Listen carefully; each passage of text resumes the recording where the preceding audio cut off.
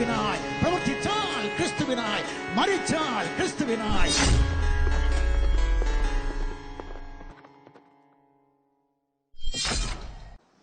പാപികളായ മനുഷ്യവർഗത്തിന്റെ മോചനത്തിനു വേണ്ടി മനുഷ്യനായി ഭൂമിയിലേക്ക് ഇറങ്ങി വന്ന് മരക്കുരിശിൽ മഹായാഗമായി തീർന്ന ദൈവപുത്രനായ യേശു ക്രിസ്തുവിന്റെ നിസ്തുലമായ നാമത്തിൽ ഞങ്ങളെ കേൾക്കുന്ന എല്ലാ പ്രിയപ്പെട്ടവർക്കും ട്രൂത്ത് ഫൈറ്റേഴ്സിന്റെ സ്നേഹ വന്ദനങ്ങൾ. പ്രബുദ്ധ കേരളത്തെ ഞെട്ടിച്ചുകൊണ്ട് ഇലന്തൂരിൽ ഭഗവത് സിംഗ് എന്നയാളും അയാളുടെ ഭാര്യ ലൈല എന്ന് പറഞ്ഞൊരു സ്ത്രീയും പിന്നെ മുഹമ്മദ് ഷാഫി എന്ന വ്യക്തിയും കൂടി നടത്തിയ നരബലിയാണല്ലോ ഇപ്പോ കേരളത്തിലെ സജീവമായ ചർച്ചാ വിഷയം. ഹിന്ദുവും മുസ്ലിമും ഈ നരബലിയിൽ പ്രതിസ്ഥാനത്തുണ്ടെങ്കിലും ഒരു ക്രിസ്ത്യാനിയും ഈ കേസിൽ സംശയത്തിന്റെ നിഴലിൽ പോലുമില്ല. പക്ഷെ എപ്പോഴത്തെയും പോലെ ഇപ്പോഴും സോഷ്യൽ മീഡിയയിൽ പഴി മുഴുവൻ ക്രിസ്ത്യാനികൾക്കാണ്. നരബലി നടത്തിയ ആളുകളുടെ മതങ്ങളായ ഹിന്ദു, ഇസ്ലാം മതങ്ങളെ എക്സ്പോസ് ചെയ്യാതെ എല്ലാ മതങ്ങളും നരബലിയെ സപ്പോർട്ട് ചെയ്യുന്നുണ്ടെന്നും പറഞ്ഞ് സാമാന്യവൽക്കരണം എന്ന തർക്കാഭാസത്തിലൂടെ, അതായത് ന്യായവൈകല്യത്തിലൂടെ, ലോജിക്കൽ ഫാലസിയിലൂടെ ക്രിസ്ത്യാനിറ്റിയെയും ക്രൈസ്തവ വിശ്വാസങ്ങളെയും ആക്രമിക്കുകയാണ് നാസ്തിക മുഖം മൂടിയിട്ട പല ആളുകളും. കുപ്രസിദ്ധ നാസ്തിക മോർച്ച നേതാവ് സി രവിചന്ദ്രൻ ഈ വിഷയത്തിൽ ഒരാവശ്യവുമില്ലാതെ ക്രിസ്ത്യാനികളെ ചൊറിഞ്ഞുകൊണ്ട് ഫേസ്ബുക്കിൽ ഒരു പോസ്റ്റർ ഇട്ടത് ഞങ്ങൾ കണ്ടിരുന്നു. ദൈവം അനുവദിച്ചാൽ അയാൾക്ക് ഞങ്ങൾ ക്ലബ് ഹൗസിൽ റൂമിട്ട് മറുപടി പറയാൻ ഉദ്ദേശിച്ചിരിക്കുന്നതുകൊണ്ട് തൽക്കാലം ഇവിടെ മറുപടി പറയുന്നില്ല. ഇത് മാത്രമല്ല, വേറൊരു കാര്യം കൂടിയുണ്ട്. ഇതിനു മുമ്പ് പാലക്കാട്ട് ഒരു മദ്രസാധ്യാപിക സ്വന്തം കുഞ്ഞിനെ നരബലി നടത്തിയപ്പോഴും ഇതുപോലെ സോഷ്യൽ മീഡിയയിലെ നാസ്തിക ശിംഗങ്ങൾ ക്രിസ്ത്യാനികളുടെ നേരെയാണ് വന്നത്. അന്ന് ഞങ്ങൾ വളരെ വിശദമായി തന്നെ 3 വീഡിയോകളിലായി ഈ ആരോപണത്തിന് മറുപടി പറഞ്ഞിരുന്നു. അതുകൊണ്ടും കൂടിയാണ് രവിക്ക് മറുപടിയായി ഇനി ഒരു വീഡിയോ ഈ വിഷയത്തിൽ ചെയ്യേണ്ടെന്ന് തീരുമാനിച്ചത്. കാരണം നമ്മൾ മറുപടി പറഞ്ഞിട്ടുള്ള ആരോപണം തന്നെ യാതൊരു ഉളുപ്പുമില്ലാതെ വീണ്ടും എടുത്തുകൊണ്ട് വരികയാണ്. പാലക്കാട്ടെ നരബലിയിൽ ക്രൈസ്തവർക്ക് നേരെ ഉയർന്ന ആരോപണങ്ങൾക്ക് ഞങ്ങൾ മറുപടി നൽകിയിട്ടുള്ള ആ വീഡിയോകളുടെ ലിങ്കുകൾ ഞാൻ ഡിസ്ക്രിപ്ഷനിൽ ഇടാം. താല്പര്യമുള്ളവർ അത് കണ്ടുനോക്കുക. പാലക്കാട്ടെ നരബലിയിൽ പ്രതിസ്ഥാനത്ത് ഹിന്ദുക്കൾ ആരും ഉണ്ടാകാതിരുന്നത് കൊണ്ടായിരിക്കണം അന്ന് സംഖ്യകൾ ആരും ക്രിസ്ത്യാനികളുടെ നെഞ്ചത്ത് കയറാൻ വന്നിരുന്നില്ല. പക്ഷെ ഇപ്പോഴത്തെ നരബലിയിൽ ഭഗവത് സിംഗും ഭാര്യ ലൈലയും ഉള്ളതുകൊണ്ട് ഹിന്ദുമതത്തിന് നേരെയും ആളുകൾ വിരൽ ചൂണ്ടും എന്നറിയാവുന്നതിനാൽ ഈ കണാഗുണാധർമ്മക്കാര് ക്രിസ്ത്യാനികളെ പ്രതിക്കൂട്ടിൽ നിർത്താനുള്ള ശ്രമം തുടങ്ങിയിട്ടുണ്ട്. ആകാശത്തിലൂടെ പോകുന്ന പണി റോക്കറ്റിൽ കയറി ചെന്ന് വാങ്ങി ആസനത്തിൽ വെച്ച് പൊട്ടിക്കുന്ന ടീമുകളാണ് ഈ സോഷ്യൽ മീഡിയയിലെ കണാഗുണാധർമ്മക്കാരെന്നുള്ള കാര്യം നമുക്കെല്ലാം അറിയാവുന്ന ഒരു സംഭവമാണല്ലോ. അവന്മാരുടെ ഇടയിൽ ഇക്കാര്യത്തിൽ PhD എടുത്തൊരുത്തനുണ്ട്. അനിൽ മേനോൻ എന്നാണ് പേര്. ഫേസ്ബുക്കിൽ പല പ്രാവശ്യം വന്ന് ഞങ്ങളെ ചൊറിഞ്ഞ് പണി മേടിച്ചിട്ടുള്ള ഒരുത്തനാണ്. പലവട്ടം ഞാൻ അവനോട് പറഞ്ഞിട്ടുണ്ട്, വെറുതെ ഞങ്ങളെ ചൊറിയാൻ വരരുത്, ഞങ്ങളുടെ വഴിയിൽ ഞങ്ങൾക്കെതിരെ വരാനും നിൽക്കരുത്. അങ്ങനെ ഞങ്ങളുടെ വഴിയിൽ കയറി നിന്ന് കഴിഞ്ഞാൽ അവസാനം ബുൾഡോസർ കയറിയ തവളയുടെ അവസ്ഥയായി പോകുമെന്നൊക്കെ പലപ്പോഴും അവർ ആ അവസ്ഥയിലായിട്ടുമുണ്ട്. എന്നാലും ഒരു നാണവും മാനവും ഇല്ലാതെ പിന്നെയും ഞങ്ങളെ ചൊറിഞ്ഞുകൊണ്ട് വരും. ഇലന്തൂരിലെ നരബലിയോടനുബന്ധിച്ച് പതിവ് തെറ്റിക്കാതെ ഇപ്രാവശ്യവും അവൻ ഞങ്ങളെ ചൊറിഞ്ഞത് ഞങ്ങളുടെ ശ്രദ്ധയിൽപ്പെട്ടു. എന്നാൽ ഇത്തവണ ഫേസ്ബുക്കിൽ മറുപടി കൊടുക്കുന്നതിന് പകരം അല്പം വിശദമായി യൂട്യൂബ് വീഡിയോയിലൂടെ മറുപടി കൊടുക്കാമെന്നാണ് ഞങ്ങൾ തീരുമാനിച്ചത്. കാരണം എന്ന് വെച്ച് കഴിഞ്ഞാൽ ഫേസ്ബുക്കിൽ നമ്മളൊരു പോസ്റ്റ് ഇട്ട് കഴിഞ്ഞാൽ കുറച്ച് ദിവസത്തേക്ക് ഉണ്ടാവുള്ളൂ, പിന്നെ അതായിട്ട് പോകും, പുതിയ പോസ്റ്റുകൾ വരുമ്പോൾ ഇത് പോകും. എന്നാൽ ഒരു വീഡിയോ എന്ന് പറയുന്നത് അങ്ങനെയല്ല. ലിങ്കൊക്കെ എടുത്തു വെച്ച് എപ്പോൾ വേണമെങ്കിലും ആർക്കും കാണാവുന്നതാണ്. ഈ ഫേസ്ബുക്ക് പോസ്റ്റുകളുടെ ലിങ്ക് ഒന്നും എല്ലാവരും എടുത്തു വെക്കണമെന്നൊന്നുമില്ല. അതുകൊണ്ടും കൂടിയാണ് ഇങ്ങനെ വീഡിയോ ആയിട്ട് തന്നെ മറുപടി കൊടുക്കാമെന്ന് വിചാരിച്ചത്. അപ്പൊ ഈ വീഡിയോ കാശിന്റെ ബുദ്ധിയും പൂർവ്വവും 7 അയലത്തുകൂടി പോയിട്ടില്ലാത്ത കണാഗുണ ടീമിന് വേണ്ടിയുള്ളതാണ്. ഇത് ഞങ്ങൾ ഒറ്റ വീഡിയോ ആയിട്ട് ചെയ്യാമെന്നാണ് വിചാരിച്ചിരുന്നെങ്കിലും ഇവന്മാരുടെ ഈ കണാഗുണ ടീമുകളുടെ നരബലികളെ കുറിച്ച്, അതായത് രാമായണത്തിലും മഹാഭാരതത്തിലും പുരാണങ്ങളിലും ദേവീ ഭാഗവത്തിലും ഒക്കെ വളരെയധികം പുകഴ്ത്തി പറഞ്ഞിട്ടുള്ള നരമേധയാഗം എന്ന് പറയുന്ന ഒരു സംഗതി ഉണ്ട്. നരമേധയാഗം അതിനെക്കുറിച്ച് ഈ റഫറൻസ് സഹിതം വിശദീകരിച്ചു വരുമ്പോൾ വീഡിയോയുടെ ദൈർഘ്യം കൂടുമെന്നുള്ളത് കൊണ്ട് ഞങ്ങൾ 2 വീഡിയോ ആയിട്ടാണ് ഇത് ചെയ്യുന്നത്. ഈ 1ാം ഭാഗത്തില് ഞങ്ങൾക്ക് നേരെ അവർ ഉന്നയിച്ച ആരോപണങ്ങൾക്ക് മറുപടിയാണ്. ദൈവം അനുവദിക്കുന്ന പക്ഷം അടുത്ത ഭാഗത്തിൽ ഞങ്ങൾക്ക് നേരെ നരബലി ആരോപണം ഉന്നയിച്ച ഈ കണാഗുണ ടീമുകളുടെ പുസ്തകങ്ങളിൽ അവര് മഹത്വവൽക്കരിച്ചെഴുതിയിട്ടുള്ള നരബലികളെ കുറിച്ചും അതുപോലെ ചരിത്രത്തിൽ അവർ നടത്തിയിട്ടുള്ള നരബലികളെ കുറിച്ചും പിന്നെ ഈ 21ാം നൂറ്റാണ്ടിൽ അവർ നടത്തിക്കൊണ്ടിരിക്കുന്ന നരബലികളെ കുറിച്ചൊക്കെ വിവരിക്കാമെന്നാണ് വിചാരിക്കുന്നത്. കേരളത്തെ ഞെട്ടിച്ച ഇലന്തൂരിലെ ഇരട്ട നരബലിയോട് ബന്ധപ്പെട്ട് ഫേസ്ബുക്കിൽ ധാരാളം പേർ പോസ്റ്റുകളും വീഡിയോകളും ഇടുകയുണ്ടായി. അങ്ങനെ ഒരാളിട്ട പോസ്റ്റിൽ വന്ന് അനിൽ മേനോൻ ഇട്ട കമന്റാണ് നിങ്ങൾ ഈ കാണുന്നത്. ബൈബിളിലെ ദൈവവും നരബലി അർപ്പിക്കാൻ കൽപ്പിച്ചിട്ടുണ്ട്, നരബലി കൊടുക്കണമെന്ന് കൽപ്പിച്ചിട്ടുണ്ടെന്നാണ് അവന്റെ വാദം. അതിനു വേണ്ടിയിട്ട് അവൻ പറഞ്ഞിരിക്കുന്ന റെഫറൻസ് ചെയ്തുള്ള ആ കമന്റ് ഞാൻ അങ്ങനെ തന്നെ വായിക്കാം. പുറപ്പാട് പുസ്തകം 1-ാം അധ്യായത്തിന്റെ 16-ാമത്തെ വാക്യം. നിങ്ങൾ എബ്രായ സ്ത്രീകളെ പ്രസവവേളയിൽ പരിചരിക്കുകയും അവരെ പ്രസവക്കിടക്കയിൽ നിരീക്ഷിക്കുകയും ചെയ്യുമ്പോൾ കുട്ടി ആണാണെങ്കിൽ അതിനെ കൊന്നുകളയുകയും പെണ്ണാണെങ്കിൽ ജീവിക്കാൻ അനുവദിക്കുകയും ചെയ്യണം എന്ന് കൽപ്പിച്ചു. ബൈബിളിലെ ദൈവം കൽപ്പിച്ച കാര്യമായിട്ടാണ് ഇവൻ പറയുന്നത്. അതായത് ആൺകുട്ടികളാണെങ്കിൽ അവരെ കൊന്നുകളയണം, നരബലി, കുഞ്ഞുങ്ങളെ ദൈവത്തിന് വേണ്ടി നരബലി നടത്തണമെന്ന് ദൈവം കൽപ്പിച്ചു എന്നാണ് ഇവൻ ഈ പറയുന്നത്. പിന്നെ അവൻ പറയുന്ന അടുത്ത റെഫറൻസ് സങ്കീർത്തനങ്ങൾ 137:9. നിന്റെ കുഞ്ഞുങ്ങളെ പിടിച്ച് പാറമേൽ അടിച്ചു കളയുന്നവൻ ഭാഗ്യവാൻ. ഇതൊക്കെ പഠിച്ച് തലയിൽ കയറ്റിയവൻ പറയുകയാണ്, കൂട്ടരെ, വെളുപ്പിച്ചെടുക്കാൻ ഇന്ന് വരെ ഉൽപ്പാദിപ്പിച്ച മുഴുവൻ വൈറ്റ് സിമന്റ് മതിയാവൂല കുഞ്ഞാട് കൊച്ചാമി. ചരിത്രത്തിൽ ഏറ്റവും അധികം നരബലി ദുർമന്ത്രവാദികൾ എന്ന പേരിൽ കുഞ്ഞുങ്ങളെയും സ്ത്രീകളെയും അടക്കം ചെയ്തിട്ടുള്ളത് നിന്റെ സാധാന്യ ആരാധകരാണ്. പിന്നെയേ ജിഹാദികൾ വരൂ, അതുപോലും ക്രിസ്തുവിനെ അല്ലെങ്കിൽ ക്രിസ്തീയതയെ കണ്ടനുകരിച്ചുമാണ്. ഇതാണ് അവൻ പറഞ്ഞ ഒരു കമന്റ്. ഇതുകൂടാതെ വേറൊരു കമന്റും കൂടി അവൻ അവിടെ ഇട്ടിരുന്നു. ആ കമന്റ് ഞാൻ വായിക്കാം. ആദിജാതനെ കൊന്ന് രക്തം വാതിൽപ്പടിയിൽ തേച്ച് അടയാളം വെക്കാൻ പറഞ്ഞതും യാഹ്വേയാണ്. അതായത് ബൈബിളിലെ യഹോവ ആദിജാതന്മാരെയൊക്കെ കൊന്ന് അവരുടെ രക്തം വാതിൽപ്പടിയിൽ തേച്ച് അടയാളം വെക്കാൻ പറഞ്ഞു എന്നാണ് ഇവൻ പറയുന്നത്. അപ്പൊ ഇവന്റെ വിവരം എത്രത്തോളം ഉണ്ടെന്ന് നിങ്ങൾക്ക് മനസ്സിലായി കാണുമല്ലോ. ആദിജാതനെ കൊന്ന് രക്തം വാതിൽപ്പടിയിൽ തേച്ച് അടയാളം വെക്കാൻ യഹോവ പറഞ്ഞെന്നാണല്ലോ ഇവൻ ആരോപിക്കുന്നത്. ബൈബിൾ എന്ന് പറയുന്ന പുസ്തകം ഇവൻ ജീവിതത്തിൽ ഇന്ന് വരെ കണ്ടിട്ട് പോലും ഇല്ല എന്നുള്ളതിന് നല്ല ഒന്നാന്തരം തെളിവാണ് ഇവന്റെ ഈ കമന്റ്. ഒരു പുസ്തകമൊക്കെ നമ്മൾ വിമർശിക്കണമെങ്കിൽ അല്ലെങ്കിൽ പുസ്തകത്തിനകത്തുള്ള കാര്യങ്ങളെ കുറിച്ച് പറഞ്ഞ് എന്തെങ്കിലുമൊക്കെ വിമർശിക്കണമെങ്കിൽ കുറഞ്ഞ പക്ഷെ ആ പുസ്തകം കാണുകയെങ്കിലും ചെയ്യണ്ടേ. പഠിക്കുന്നതൊക്കെ വിട്, വായിക്കുന്നത് വിട്, ഒന്ന് കാണുകയെങ്കിലും ചെയ്യണ്ടേ. ഇവൻ അതുപോലും ചെയ്തിട്ടില്ല, കണ്ടിട്ട് പോലില്ലേ ഈ പുസ്തകം. കാരണം വളരെ വ്യക്തമായിട്ട് ദൈവം എന്താണ് പറഞ്ഞിരിക്കുന്നത്, യഹോവയായ ദൈവം എന്താണ് പറഞ്ഞിരിക്കുന്നത് എന്നുള്ള കാര്യം ബൈബിളിലുണ്ട്. ഞാൻ ആ ഭാഗം വായിക്കാം. അത് പുറപ്പാട് പുസ്തകം 12-ാം അധ്യായത്തിന്റെ 3 മുതൽ 13 വരെയുള്ള വാക്യങ്ങളാണ് ഞാൻ വായിക്കാൻ പോകുന്നത്. നിങ്ങൾ ഇസ്രായേലിന്റെ സർവ്വസംഘത്തോടും പറയേണ്ടത് എന്തെന്നാൽ, ഈ മാസം 10-ാം തീയതി അതത് കുടുംബത്തിന് ഒരു ആട്ടിൻകുട്ടി വീതം ഓരോരുത്തൻ ഓരോ ആട്ടിൻകുട്ടിയെ എടുക്കണം. ആട്ടിൻകുട്ടിയെ തിന്നുവാൻ വീട്ടിലുള്ളവർ പോരായെങ്കിൽ ആളുകളുടെ എണ്ണത്തിന് ഒത്തവണ്ണം അവനും അവന്റെ വീട്ടിനടുത്ത അയൽക്കാരനും കൂടി അതിനെ എടുക്കണം. ഓരോരുത്തൻ തിന്നുന്നതിനൊത്തവണ്ണം കണക്ക് നോക്കി നിങ്ങൾ ആട്ടിൻകുട്ടിയെ എടുക്കണം. ആട്ടിൻകുട്ടി ഊനമില്ലാത്തതും 1 വയസ്സ് പ്രായമുള്ള ആണുമായിരിക്കണം. അത് ചെമ്മരിയാടോ കോലാടോ ആകാം. ഈ മാസം 14-ാം തീയതി വരെ അതിനെ സൂക്ഷിക്കണം. ഇസ്രായേൽ സഭയുടെ കൂട്ടമെല്ലാം സന്ധ്യാസമയത്ത് അതിനെ അറുക്കണം. അതിന്റെ രക്തം കുറെ എടുത്ത് തങ്ങൾ തിന്നുന്ന വീടുകളുടെ വാതിലിന്റെ കട്ടളക്കാൽ 2-ന്മേലും കുറുമ്പടിമേലും പുരട്ടണം. അന്ന് രാത്രി അവർ തീയിൽ ചുട്ടതായ ആ മാംസവും പുളിപ്പില്ലാത്ത അപ്പവും തിന്നണം. കയ്പ് ചീരയോടുകൂടെ അത് തിന്നണം. തലയും കാലും അന്തർഭാഗങ്ങളുമായി തീയിൽ ചുട്ടിട്ടല്ലാതെ പച്ചയായിട്ടോ വെള്ളത്തിൽ പുഴുങ്ങിയതായിട്ടോ തിന്നരുത്. പിറ്റന്നാൾ കാലത്തേക്ക് അതിലൊട്ടും ശേഷിപ്പിക്കരുത്. പിറ്റന്നാൾ കാലത്തേക്ക് ശേഷിക്കുന്നത് നിങ്ങൾ തീയിലിട്ട് ചുട്ടുകളയണം. അരകിട്ടിയും കാലിന് ചെരുപ്പിട്ടും കയ്യിൽ വടി പിടിച്ചുകൊണ്ട് നിങ്ങൾ തിന്നണം. തിടുക്കത്തോടെ നിങ്ങൾ തിന്നണം. അത് യഹോവയുടെ പെസഹ ആകുന്നു. ഈ രാത്രിയിൽ ഞാൻ മിസ്രയീം ദേശത്തോടി കടന്ന് മിസ്രയീം ദേശത്തുള്ള മനുഷ്യന്റെയും മൃഗത്തിന്റെയും കടിഞ്ഞൂലിനെ ഒക്കെയും സംഹരിക്കും. മിസ്രയീമിലെ സകല ദേവന്മാരിലും ഞാൻ ന്യായവിധി നടത്തും. ഞാൻ യഹോവ ആകുന്നു. നിങ്ങൾ പാർക്കുന്ന വീടുകളിന്മേൽ രക്തം അടയാളമായിരിക്കും. ഞാൻ രക്തം കാണുമ്പോൾ നിങ്ങളെ ഒഴിഞ്ഞ് കടന്നു പോകും. ഞാൻ മിസ്രയീം ദേശത്തെ ബാധിക്കുന്ന ബാധ നിങ്ങൾക്ക് നാശഹേതുവായി തീരുകയില്ല. പുറപ്പാട് പുസ്തകം 12-ാം അധ്യായത്തിന്റെ 3 മുതൽ 13 വരെയുള്ള വാക്യങ്ങളാണ് ഇപ്പോൾ വായിച്ചു കേട്ടത്.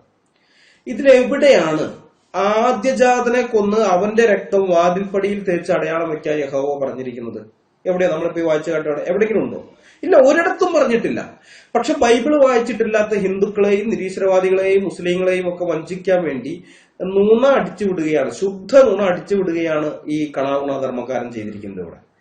പിന്നെ പുറപ്പാട് പുസ്തകത്തിൽ നിന്ന് അവൻ പറഞ്ഞിരിക്കുന്ന കാര്യം, പുറപ്പാട് പുസ്തകം 1-ാം അധ്യായത്തിന്റെ 16-ാം വാക്യം ആയിട്ട് അവൻ പറഞ്ഞല്ലോ, നിങ്ങൾ എബ്രായ സ്ത്രീകളെ പ്രസവവേളയിൽ പരിചരിക്കുകയും അവരെ പ്രസവക്കിടക്കയിൽ നിരീക്ഷിക്കുകയും ചെയ്യുമ്പോൾ കുട്ടി ആണാണെങ്കിൽ അതിനെ കൊന്നുകളയുകയും പെണ്ണാണെങ്കിൽ ജീവിക്കാൻ അനുവദിക്കുകയും ചെയ്യണമെന്ന് കൽപ്പിച്ചു എന്ന് പറഞ്ഞല്ലോ. യഹോവയാണോ അവിടെ കൽപ്പിച്ചിരിക്കുന്നത്? അല്ല, നമുക്കറിയാം. ബൈബിളൊന്ന് വെറുതെ ഒന്ന് ഓടിച്ചു വായിച്ചു നോക്കിയാൽ അറിയാം. കാരണം അതിന് തൊട്ടു മുമ്പുള്ള 15-ാം വാക്യം കൂടി നമുക്ക് നോക്കാം. 15-ാം വാക്യം. എന്നാൽ മിസ്രയീം രാജാവ് ശിപ്ര എന്നും പൂവ എന്നും പേരുള്ള എബ്രായ സൂതികർമ്മിണികളോട്, എബ്രായ സ്ത്രീകളുടെ അടുക്കൽ നിങ്ങൾ സൂതികർമ്മത്തിന് ചെന്ന് പ്രസവശയ്യയിൽ അവരെ കാണുമ്പോൾ കുട്ടി ആണാകുന്നുവെങ്കിൽ നിങ്ങൾ അതിനെ കൊല്ലണം, പെണ്ണാകുന്നുവെങ്കിൽ ജീവനോടിരിക്കട്ടെ എന്ന് കൽപ്പിച്ചു. പുറപ്പാട് പുസ്തകം 1-ാം അധ്യായത്തിന്റെ 15-16 വാക്യങ്ങൾ. വളരെ വ്യക്തമായി അവിടെ തന്നെ പറയുന്നുണ്ട് ഈജിപ്തിലെ രാജാവാണ് ഈ കാര്യം പറഞ്ഞിരിക്കുന്നതെന്ന്. അത് ഈ കണാഗുണധർമ്മക്കാരൻ കൊണ്ടുവന്ന് യഹോവയുടെ തലയിൽ വെക്കാൻ നോക്കുകയാണ്. ഇത് 21-ാം നൂറ്റാണ്ടാണ്, ഇന്റർനെറ്റ് യുഗമാണെന്നുള്ള ബോധമൊന്നും ഇവന്മാർക്കില്ല. ഒരു കള്ളം പറഞ്ഞാൽ അത് പരിശോധിച്ച് നോക്കി സത്യാവസ്ഥ മനസ്സിലാക്കാൻ മിനിറ്റുകൾ പോലും ആവശ്യമില്ല, സെക്കൻഡുകൾ മതി. ആ തിരിച്ചറിവ് പോലും ഇവന്മാർക്കില്ല, ഈ കണാഗുണധർമ്മക്കാർക്കില്ല. മഹാ കോമഡി തന്നെയാണ് ഇവരുടെയൊക്കെ അവസ്ഥ എന്ന് പറയുന്നത്. പിന്നെ അവൻ പറഞ്ഞിരിക്കുന്നത് 136 സങ്കീർത്തനത്തിന്റെ 9-ാമത്തെ വാക്യമാണല്ലോ. അതിനെക്കുറിച്ച് അല്പം ഒന്ന് വിശദീകരിച്ച് പറയേണ്ടതുണ്ട്. കാരണം ഈ ക്ലബ് ഹൗസിലെ കുപ്രസിദ്ധ കൾട്ടായ ഗ്ലോറിലെസ് ഗോസ്പലിന്റെ ആളുകൾ ഈ വാക്യമെടുത്ത് യഹോവ ക്രൂരനാണ്, സ്വന്തം കുഞ്ഞുങ്ങളെ പിടിച്ച് പാറമേൽ അടിച്ചു കളയുന്നവർ ഭാഗ്യവാന്മാരാണെന്ന് പറഞ്ഞിട്ടുള്ളവനാണെന്നൊക്കെ പ്രചരിപ്പിച്ച് നടക്കുന്നുണ്ട്. 25 കൊല്ലം ഷിബു പീഡിയയ്ക്ക് ബന്ധക്കോസ്തിൽ ഉണ്ടായിരുന്നിട്ടും എന്തുകൊണ്ടാണ് അതിൽ നിന്നും മാറി സ്വന്തമായ ഒരു കൾട്ട് ഉണ്ടാക്കിയതെന്ന് ആർക്കെങ്കിലും സംശയം ഉണ്ടെങ്കിൽ ഇതൊക്കെയാണ് അതിനുള്ള ഉത്തരം. ബൈബിൾ എന്താണെന്നുള്ളത് ഈ കണാഗുണധർമ്മക്കാർക്ക് മാത്രമല്ല ഷിബുവിനും അറിഞ്ഞുകൂടാ. ബൈബിളിൽ എഴുതിയിരിക്കുന്ന കാര്യങ്ങൾ മനസ്സിലാക്കാൻ ഷിബുവിന് സാധിച്ചിട്ടില്ല. ബൈബിളിലെ ഏതൊരു ഭാഗം വ്യാഖ്യാനിക്കുമ്പോഴും അതിന്റെ സന്ദർഭവും ചരിത്ര പശ്ചാത്തലവും നോക്കണം എന്നുള്ള ആ ഒരു വ്യാഖ്യാന നിയമം പോലും ഷിബു മനസ്സിലാക്കിയിട്ടില്ല. ഏതായാലും നമുക്കതൊന്ന് പരിശോധിച്ച് നോക്കാം. സങ്കീർത്തനം 137-ന്റെ 9-ാമത്തെ വാക്യം അത് ദൈവം പറഞ്ഞതാണോ? ഇവന്മാര് പറഞ്ഞ യഹോവയായ ദൈവം പറഞ്ഞു എന്നും പറഞ്ഞാണ് ഇവർ പ്രചരിപ്പിക്കുന്നത്. അത് ദൈവം പറഞ്ഞ വാക്യമാണോ? അല്ല എന്നുള്ള കാര്യം ആ സങ്കീർത്തനം വായിക്കുന്ന ഏതൊരാൾക്കും പിടികിട്ടും. സങ്കീർത്തനം 137, 8, 9 അതിന്റെ 7, 8, 9 വാക്യങ്ങൾ ഇതിലുള്ളത് ഒരു പ്രാർത്ഥനയാണ്. യഹൂദ ജനത്തിനെ അടിമകളായി പിടിച്ചുകൊണ്ടുപോയ ബാബേലുകാർക്കെതിരെയും നെബൂഖദ്നേസറിന്റെ ബാബിലോണുകാർക്കെതിരെയും പിന്നെ അവർ അതിനെ സഹായിച്ച, അതിനുവേണ്ടി അവരെ നന്നായിട്ട് സപ്പോർട്ട് ചെയ്ത ഏദോമ്യർക്കെതിരെയും ബാബേലിൽ അടിമത്തത്തിൽ കഴിയുന്ന യഹൂദം പ്രാർത്ഥിക്കുന്നതാണ് ആ കാര്യം. ഞാൻ ആ പ്രാർത്ഥന അങ്ങനെ തന്നെ വായിക്കാം. 137-ന്റെ 7-ാം വാക്യം മുതൽ 9-ാം വാക്യം വരെ. ഇടിച്ചുകളവിൻ, അടിസ്ഥാനം വരെ അതിനെ ഇടിച്ചുകളവിൻ എന്നിങ്ങനെ പറഞ്ഞ ഏദോമ്യർക്കായി യഹോവേ യെരുശലേമിന്റെ നാൾ ഓർക്കണമേ. നാശം അടുത്തിരിക്കുന്ന ബാബേൽ പുത്രിയെ, നീ ഞങ്ങളോട് ചെയ്തതുപോലെ നിന്നോട് ചെയ്യുന്നവൻ ഭാഗ്യവാൻ. നിന്റെ കുഞ്ഞുങ്ങളെ പിടിച്ച് പാറമേൽ അടിച്ചു കളയുന്നവൻ ഭാഗ്യവാൻ. സങ്കീർത്തനം 137-ന്റെ 7 മുതൽ 9 വരെയുള്ള വാക്യങ്ങൾ. ഇതിൽ ഏദോമ്യരെ കുറിച്ച് പറഞ്ഞല്ലോ, 7-ാം വാക്യത്തിൽ ഏദോമ്യരെ കുറിച്ച് പറഞ്ഞല്ലോ. ഇടിച്ചു കളയുവിൻ, അടിസ്ഥാനം വരെ ഇടിച്ചു കളയുവിൻ എന്ന് പറഞ്ഞ ഏദോമ്യർക്കായി യഹോവേ ജെറുസലേമിന്റെ നാൾ ഓർക്കണമെന്ന് പറയുന്ന ആ ഏദോമ്യർ എന്ന് പറയുന്നത് ഈ യാക്കോബിന്റെ സഹോദരനായ ഏശാവ് ഉണ്ടല്ലോ, ഇസഹാക്കിന്റെ 2 മക്കള് യാക്കോബും ഏശാവും. അതിൽ ആ ഏശാവിന്റെ സന്തതി പരമ്പരയെയാണ് ഇവിടെ ഏദോമ്യർ എന്ന് പറഞ്ഞിരിക്കുന്നത്. ഏശാവിന്റെ മറ്റൊരു പേരാണ് ഏദോം എന്നുള്ളത്. അതുകൊണ്ട് തന്നെ ഏശാവിന്റെ ഈ സന്തതി പരമ്പരകളെ ഏദോമ്യർ എന്ന് വിളിക്കുന്നു. ഇവര് താമസിച്ചിരുന്നത് ഇന്നത്തെ ഈ ജോർദാനിലുള്ള പെട്ര എന്ന് പറയുന്ന സ്ഥലമുണ്ട്. ആ പെട്ര എന്ന് പറയുന്ന സ്ഥലത്തായിരുന്നു. ഈ പെട്ര എന്ന് പറയുന്ന നഗരം സ്ഥിതി ചെയ്തിരുന്നത് ഒരു സൈന്യത്തിനും കീഴടക്കാൻ പറ്റാത്ത വിധത്തിലായിരുന്നു. അന്നത്തെ കാലത്ത് പല കൂട്ടരും ഇതിനെ കീഴടക്കാൻ നോക്കിയിട്ടുണ്ട്, ഈ പെട്ര കീഴടക്കാൻ നോക്കിയിട്ടുണ്ട്, പറ്റിയിട്ടില്ല. അതിന്റെ കാരണം എന്താന്ന് വെച്ച് കഴിഞ്ഞാല് ഈ നഗരം അത് പർവ്വതത്തിനകത്ത് കല്ലിൽ കൊത്തിയുണ്ടാക്കിയ ഒരു നഗരമാണത്. ഈ നഗരത്തിനകത്തേക്കുള്ള പ്രവേശന കവാടം അത് വളരെ ഇടുങ്ങിയതായിരുന്നു. ചിലയിടങ്ങളിൽ 2 പേർക്കൊക്കെ നടക്കാമെന്നുണ്ടെങ്കിലും മറ്റു പലയിടങ്ങളിലൊക്കെ ഒരു കുതിരപ്പടയാളിക്ക് തന്റെ കുതിരയുമായി തിങ്ങി ഞെരിഞ്ഞ് അതിനകത്തേക്ക് കടക്കാം. അത്ര വിസ്താരമേ ആ പ്രവേശന കവാടത്തിന് ഉണ്ടായിരുന്നുള്ളൂ. അതുകൊണ്ട് തന്നെ എത്ര വലിയ സൈന്യം പെട്രയ്ക്കെതിരെ വന്നാലും ഈ സൈനികർക്കെല്ലാം ഒരുമിച്ച് അങ്ങോട്ട് അതിനകത്തേക്ക് കടക്കാൻ പറ്റുകയില്ല. ഓരോ സൈനികരും നിരനിരയായിട്ട് ഒറ്റയ്ക്ക് അകത്തേക്ക് കടക്കാൻ കഴിയുമായിരുന്നുള്ളൂ. അപ്പൊ അതുകൊണ്ട് തന്നെ ഈ പെട്രയ്ക്കകത്ത് നിൽക്കുന്ന സൈനികർക്ക് ഇവരെ വധിക്കുന്നത് എളുപ്പമായിരുന്നു. കാരണം ഓരോരുത്തരല്ലേ കയറി വരുന്നത്. അപ്പൊ കയറി വരുന്ന വഴിക്ക് തന്നെ അങ്ങ് തലവെട്ടി കൊന്നുകളയാം. ആർക്കകത്ത് ഒരു സൈന്യത്തിന് ഒന്നടങ്കം അതിൻ്റെ ഉള്ളിലേക്ക് അങ്ങ് തള്ളി കയറി വരാൻ പറ്റില്ലായിരുന്നു. ഈ പ്രവേശന കവാടം ചെറുതായിരുന്നെങ്കിലും അകത്ത് കടന്നു കഴിഞ്ഞാൽ പാറയിൽ കൊത്തിയെടുത്ത വിശാലമായ ഒരു നഗരമാണ് നമുക്ക് കാണാൻ കഴിയുക. ഇന്നും അവിടെ ടൂറിസ്റ്റ് കേന്ദ്രമാണ്. ആളുകളൊക്കെ ഇന്ന് അവിടെ പോയി കാണുന്നൊക്കെയുണ്ട്. ഈ പെട്രയ്ക്കരിയിലൂടെ ഒരു വലിയ രാജപാത, ഒരു ഹൈവേ അതിലെ കടന്നു പോയിരുന്നത് കൊണ്ട് ആ ഹൈവേയിലൂടെ യാത്ര ചെയ്ത ഈ ഒരു ട്രേഡ് റൂട്ടായിരുന്നു അത്, കച്ചവട ചരക്കുകളൊക്കെ കൊണ്ടുപോകുന്ന റൂട്ട്. അപ്പൊ അതിലെ യാത്ര ചെയ്തിരുന്ന കച്ചവട സംഘങ്ങൾക്ക് താമസിക്കാൻ വേണ്ട സത്രങ്ങളും പിന്നെ ഭക്ഷണവും ഒക്കെ അങ്ങനെ ഒരുക്കി കൊടുക്കുന്നതിലൂടെ ലഭിക്കുന്ന പണമായിരുന്നു ഈ പെട്രയിലുള്ളവരുടെ പ്രധാന വരുമാന മാർഗം. പിന്നെ അതുകൂടാതെ അന്നത്തെ പതിവ് പോലെ മറ്റു പ്രദേശങ്ങളെ ആക്രമിച്ച് കൊള്ളയിടുന്ന പരിപാടിയും ഇവർക്കുണ്ടായിരുന്നു. ഇത് മാത്രമല്ല, അത് വേറൊരു വിധത്തിൽ ഇവർക്ക് വരുമാനമുണ്ടായിരുന്നു. അതെന്താണെന്ന് വെച്ച് കഴിഞ്ഞാൽ, ലോകത്ത് ഒരു സൈന്യത്തിനും തകർക്കാൻ കഴിയാത്ത നഗരം എന്ന ഖ്യാതി ലഭിച്ചിരുന്നുകൊണ്ട് അന്ന് ആ ചുറ്റുപാടൊക്കെയുള്ള മറ്റ് സംസ്കാരങ്ങളിലുള്ള അല്ലെങ്കിൽ മറ്റു നഗരങ്ങളിലൊക്കെ ഉണ്ടായിരുന്ന അതിസമ്പന്നന്മാര്, ധനവാന്മാരായിരിക്കുന്ന ആളുകൾ തങ്ങളുടെ സ്വത്ത് സൂക്ഷിച്ചിരുന്നത് ഈ പെട്രയിലായിരുന്നു, സ്വർണവും മറ്റുമൊക്കെ ആയിട്ട്. അതായത് ഇന്നത്തെ കാലത്ത് ഈ സ്വിസ് ബാങ്കിലൊക്കെ കൊണ്ടുപോയിട്ട് പണം ഇടുന്നുണ്ടല്ലോ ആളുകൾ. സ്വിസ് ബാങ്കില് പല വിധത്തിൽ ഉണ്ടാക്കുന്ന പണം സ്വിസ് ബാങ്കിൽ കൊണ്ടിടുന്നത്. അതുപോലെയാണ് ഈ അന്നത്തെ പെട്ര എന്ന് വേണമെങ്കിൽ പറയാം, മനസ്സിലാക്കാൻ വേണ്ടി. ഇവരുടെയൊക്കെ പണം ഇവിടെ കൊണ്ടുപോയി സൂക്ഷിച്ചിരുന്നു. അവിടെ അതിനെ സൂക്ഷിക്കാനുള്ള ആളുകളുണ്ട്, അവർക്ക് സൂക്ഷിക്കുന്നതിന് കൂലി കൊടുത്താൽ മതിയായിരുന്നു. അപ്പൊ ഇത്രയധികം സമ്പത്തും പിന്നെ ആർക്കും തങ്ങളെ കീഴടക്കാൻ കഴിയില്ല എന്ന ചിന്തയും ഏദോമ്യരെ മഹാ അഹങ്കാരികളാക്കി മാറ്റി. അത് ബൈബിൾ അവരെ കുറിച്ചൊക്കെ പറയുന്നുണ്ട്, നമുക്ക് പുറകെ നോക്കാം. ഈ ഇസ്രായേലിലും ഏദോമ്യരും ചേട്ടന്റെ അനുജന്റെയും മക്കളാണല്ലോ, അതായത് യേശാവിന്റെയും യാക്കോബിന്റെയും മക്കളാണ്. ചേട്ടന്റെ അനിയന്റെയും മക്കളായിരുന്നവരുകൊണ്ട് ഇവർ സത്യത്തിൽ പരസ്പരം സഹായിക്കേണ്ട ആളുകളായിരുന്നു. അങ്ങോട്ടും ഇങ്ങോട്ടും സ്നേഹത്തിൽ വർത്തിക്കുകയും എന്തെങ്കിലും ഒരു പ്രശ്നം വരുമ്പോൾ അങ്ങോട്ടും ഇങ്ങോട്ടും സഹായിക്കേണ്ടതുമായ ആളുകളായിരുന്നു. ആവർത്തന പുസ്തകം 23-ാം അധ്യായത്തിന്റെ 7-ാം വാക്യത്തിൽ യഹോവ ഇസ്രായേൽ ജനത്തോട് പറയുന്നത്, ഏദോമിനെ വെറുക്കരുത്, അവൻ നിന്റെ സഹോദരനല്ലോ. മിസ്രയീമിനെ വെറുക്കരുത്, നീ അവന്റെ ദേശത്ത് പരദേശിയായിരുന്നുവല്ലോ എന്നാണ്. അതായത് ന്യായപ്രമാണത്തിനകത്ത് ഒരു കൽപ്പനയായി തന്നെ ദൈവം ഇത് ഉൾപ്പെടുത്തി അവർക്ക് കൊടുത്തിരിക്കുകയാണ്, ഏദോമിനെ നീ വെറുക്കാൻ പാടില്ല എന്നുള്ള കാര്യം. അപ്പൊ അതുകൊണ്ട് തന്നെ ന്യായപ്രമാണം അനുസരിക്കുന്ന ഇസ്രായേൽ ഈ കൽപ്പന അനുസരിച്ചിരുന്നുവെങ്കിലും ഏദോമ്യരെന്നും ഇസ്രായേലിന്റെ നാശം ആഗ്രഹിച്ചിരുന്ന ആളുകളായിരുന്നു.